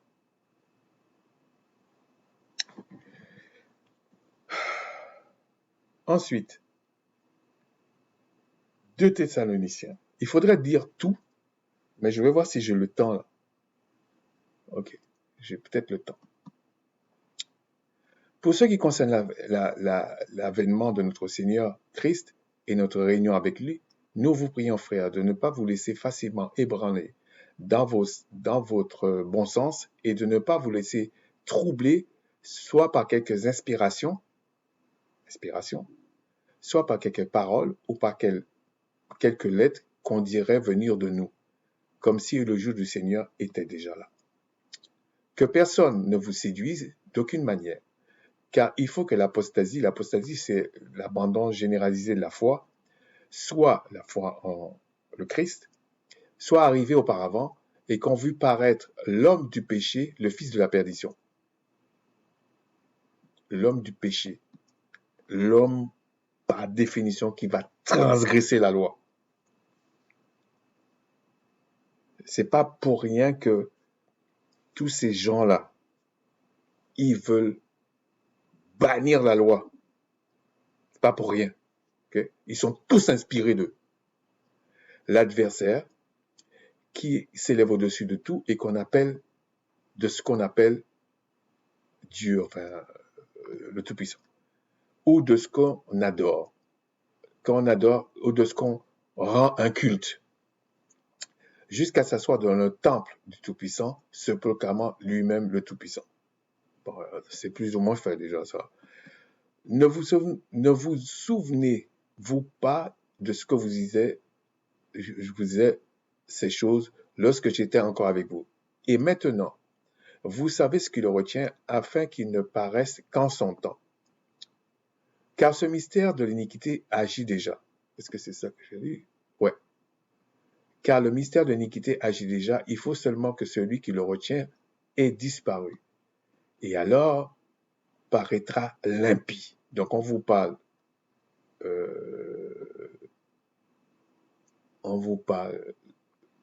l'homme du péché, le fils de la perdition, l'adversaire, mais on vous dit qu'il paraîtra l'impie, que le Seigneur, le Christ, détruira par le souffle de sa bouche et qu'il n'anéantira par l'éclat de son avènement. Bon, le souffle de sa bouche, là, je vous dis, c'est le logos. Il parle là. La puissance vient de ça. Okay? L'apparition de cet esprit se fera par la puissance de Satan. Donc, l'impie, c'est un homme, mais derrière, il y a l'adversaire.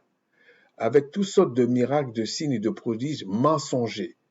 Alors, le fait qu'il dit mensonger, ça ne veut pas dire que c'est des fausses choses.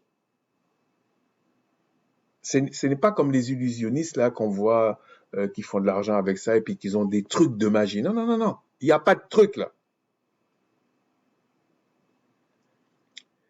Avec toutes les séductions de l'iniquité pour ceux qui périssent parce qu'ils n'ont pas reçu l'amour de la vérité pour être sauvés. Ils n'ont pas reçu ça. Les gens qui, au lieu de dire oh non, j'ai fait une erreur là, non, ils changent. Un coup, Paul avait reçu l'évangile de la grâce. Un autre coup, non, c'est tous les apôtres qui avaient ça. Un autre coup, non, Paul était le plus grand des apôtres, mais Paul dit qu'il est le plus petit des apôtres. Mais Paul, il était tellement droit qu'il n'allait jamais accepter la fausse modestie. Donc, s'il dit qu'il est le plus petit des apôtres, il donne l'explication, c'est que c'est vrai. Selon lui. Voilà. C'est pas une fausse modestie, parce que la fausse modestie, c'est un péché. C'est même hypocrite, ça. Alors, aussi, le Tout-Puissant leur envoie une puissance d'égarement. Une puissance d'égarement. Vous vous souvenez l'égarement qu'il avait envoyé au prophète avec Akab? C'est lui qui avait fait ça. Une puissance d'égarement. Pour qu'il croie au mensonge. Pour qu'il croie, quand il dit au mensonge, c'est pas que c'est faux. C'est que c'est mensonger. Parce que l'idée, vous allez voir des miracles, des gens guérir, des gens, des trucs comme ça. Mais en fait, c'est pas pour les amener au Tout-Puissant. C'est pour qu'ils croient que le message qui est dit est vrai. Ça, c'est mensonger. Mais ils pourront pas distinguer le vrai du faux, en fait. Ils pourront pas. Et d'ailleurs, pourquoi ils parlent tous de faux miracles, de fausses choses? Pourquoi ils parlent de ça? C'est parce que ils vous donnent l'impression que vous allez pouvoir vous en sortir et discerner la chose. Alors quand c'est grotesque, ouais, c'est facile. Mais ce ne sera pas ça. C'est comme quelqu'un qui vient en plein jour. Je prends un exemple absurde. Hein. Il vient en plein jour, il te dit, c'est vraiment la période la plus chaude. Ça tape. Soleil est là. Il te dit, voilà, je vais te montrer que c'est le Christ qui m'a envoyé. Il prie. En plein midi, il fait nuit. Qui va pas croire? Mais pourtant, la Bible dit que ce sera mensonger, ça. Ce sera un prodige qu'il fait devant toi. C'est pas un truc. Parce qu'il va faire la même chose qu'un vrai. Comme dans Exode, il va faire la même chose. Comment tu vas savoir? Sauf si le Christ t'a sauvé. T'a dit, je t'ai sauvé. Je t'ai tout donné, je t'ai sauvé. Et il va montrer qu'il t'a sauvé. Toi, tu vas comprendre. Oui, ah, le petit là-bas, il est obèse, machin. On va voir.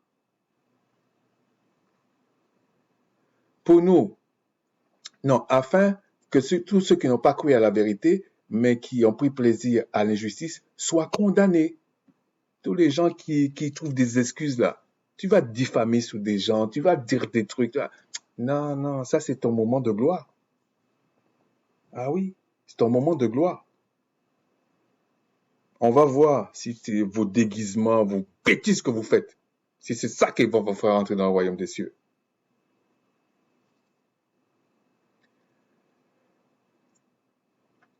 Pour nous, frères bien-aimés du Seigneur, nous devons à votre sujet rendre continuellement grâce au Tout-Puissant parce que le Tout-Puissant vous a choisi dès le commencement pour le salut, par la sanctification de l'esprit et par la foi en la vérité. C'est une des choses que Armando a osé dire, que maintenant le Seigneur ne travaille plus avec Israël et que en fait, il n'a pas choisi avant la fondation du monde. Mais regardez ce qu'il est dit là. Mais je vais revenir sur ça. Hein. Voilà. C'est à quoi il vous a appelé par notre évangile, pour que vous possédez la gloire de notre Sauveur le Christ, pour être co-héritier. Ainsi donc, frères, demeurez fermes et retenez les instructions que vous avez reçues, soit par notre parole, soit par notre lettre. Que le Seigneur, le Christ lui-même, et le Tout-Puissant notre Père, qui nous a aimés et qui nous a donné par sa grâce une consolation éternelle et une bonne espérance, console vos cœurs et vous affermisse en toute bonne œuvre et en toute bonne parole. Les bonnes œuvres là, c'est pas ça qui va vous justifier. Les bonnes paroles, c'est pas ça qui va vous justifier. C'est le sang de Christ qui justifie. Dans l'ancienne alliance, comme vous dites, ce qui justifiait, c'était les sacrifices d'animaux pour vivre 120 ans. Mais il fallait quand même pratiquer les bonnes œuvres.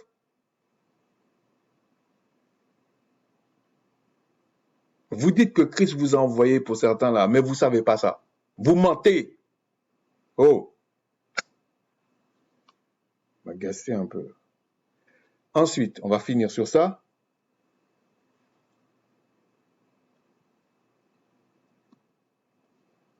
Et quand vous voulez, venez nous dire ce que vous voulez. Parce que vous aimez dire, ouais, nous on dit les choses, on dit machin, nous on n'est pas comme ça. Moi, comme je vous ai dit, je n'ai jamais foutu les pieds, je ne sais même pas comment ça se passe une école théologique, je pense que mes frères c'est pareil. Mais venez avec votre Bible aussi. Et n'oubliez pas, venez aussi avec des versions grecques, hébreu ancien. Parce que Good News Translation,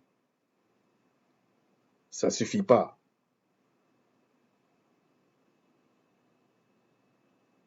Alors, on va aller dans Galates 5, 17 à 25. Même à 26. Pourquoi j'ai mis 25 ici? Ah ouais, je voulais dire 21. Mais on va aller plus loin, hein. Car la chair, ça c'est Galates 5, 17, 26. Car la chair a des désirs contraires à ceux de l'esprit. Et l'esprit en a de contraires à ceux de la chair. Bon. Ils sont opposés à eux afin que vous ne fassiez pas ce que vous voudriez. Si vous êtes conduit par l'esprit, vous n'êtes point sous la loi. Alors, il y en a plein qui vous font croire qu'il faut jeter la loi. Mais c'est pas ce qui est écrit là. En fait, vous n'êtes point justifié par les sacrifices des animaux. C'est ce qu'il dit là. Si vous êtes conduit par l'esprit, vous n'êtes point justifié par les sacrifices d'animaux. Vous êtes justifié par le sang de Christ pour la vie éternelle. Mais il y a toujours les bonnes œuvres qui sont là. Comment vous allez savoir que vous ne devez pas coucher avec votre femme quand elle a ses menstrues? Comment vous savez ça? C'est que vous allez aller voir les bonnes œuvres qui a la partie dans la loi de Macha. Sinon, vous ne pouvez pas savoir ça. Je vous ai fait une vidéo, je vous ai montré, Christ a été se présenter après sa résurrection et le 8e jour. Ensuite, il est venu sur la terre. Bon, il n'a pas pris une semaine pour venir sur la terre au trône. Hein. C'est pas comme ça que ça passe. Donc même là, il a respecté. Il est souvent sacrificateur. Il n'a jamais été en temps dans sa chair. C'est dans sa gloire qu'il est souvent sacrificateur. Donc il respecte aussi la loi. Il n'a pas fait ça que dans sa chair. Que dans une chair, je veux dire. Ok? Bon. Or, les œuvres de la chair sont manifestes. Ce sont l'impudicité, l'impureté, la dissolution, l'idolâtrie, la magie, ça revient à la magie. Ok? Ça, c'est les œuvres de la chair. Les inimitiés, les querelles, la jalousie, les animosités, les disputes, les divisions, les sectes. L'envie, l'ivrognerie, les acceptables quand tu te maîtrises pas. L'un des aspects du fruit de l'esprit, c'est la maîtrise de soi et les choses semblables. Je vous dis d'avance, comme je l'ai déjà dit, que ceux qui commettent de telles choses n'hériteront point le royaume des Tout-Puissants. On va le mettre à la sauce d'aujourd'hui. Ceux qui commettent de telles choses n'hériteront jamais le royaume des cieux. Donc les fables, là, ça sert à rien. Le baratin, ça sert à rien du tout.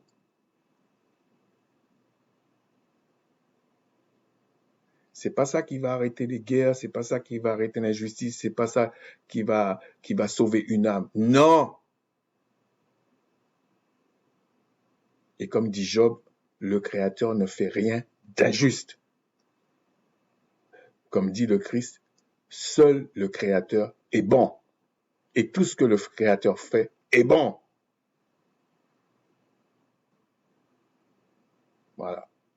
Mais le fruit de l'esprit, donc après être baptisé d'esprit, après d'être né d'esprit, comme il a dit à Nicodème, mais le fruit de l'esprit, c'est l'amour, la joie, la paix, la patience, la bonté, la bénignité, la fidélité, la douceur, la tempérance. La loi n'est pas contre ces choses. Donc, il perd la boule, Paul. Non. Il parle des bonnes œuvres, n'est pas contre ces choses. Ben oui. Parce qu'il faisait la différence entre les sacrifices d'animaux pour justifier la personne pour la purification de sa chair, du reste qui était, si vous voulez, pour ceux qui sont un peu visuels là, les sacrifices d'animaux, c'est comme le démarreur de la voiture, okay, ou d'un avion, ou ce que tu veux. Alors que le reste de la loi, qui étaient les bonnes œuvres, c'est ça le carburant même. Donc tu peux pas démarrer la voiture et puis ta voiture ne roule pas. On va te dire, mais ça sert à quoi ce truc?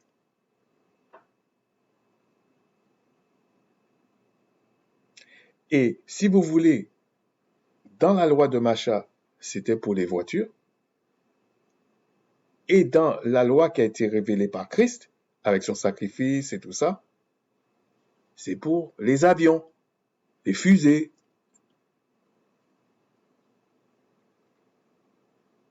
C'est deux choses différentes.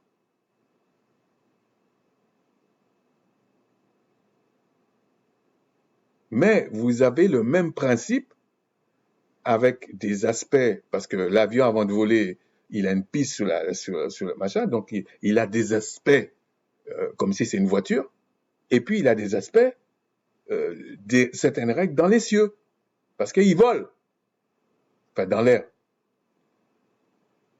Donc c'est normal que on va vous dire, mais la vraie chose c'est l'avion, l'image c'est la voiture.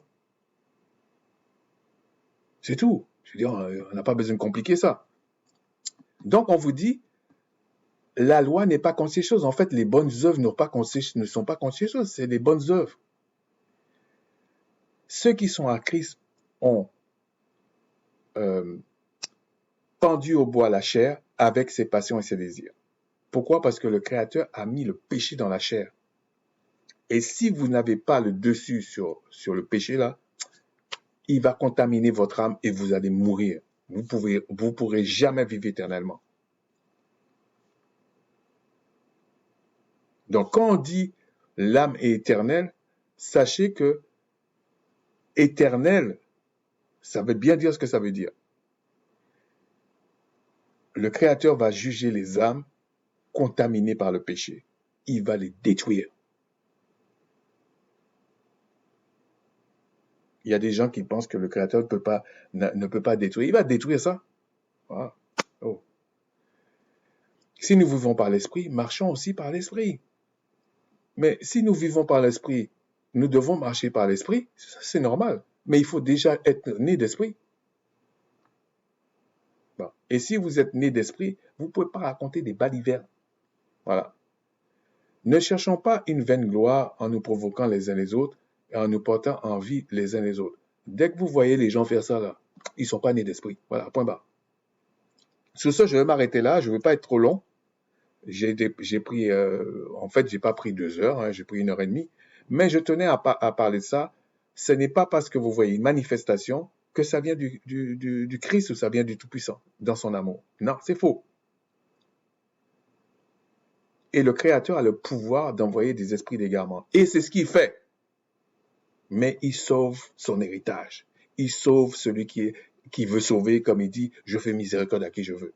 Mais ça n'a jamais été universel. Et les gens qui disent que, je sais pas moi, la couleur ne sert à rien, je comprends pas ce genre de truc. Je comprends pas. Parce que les animaux aussi ont le sang rouge, non? C'est quoi ces arguments bidons là? Sur ce, je vous dis, shalom. Shalom.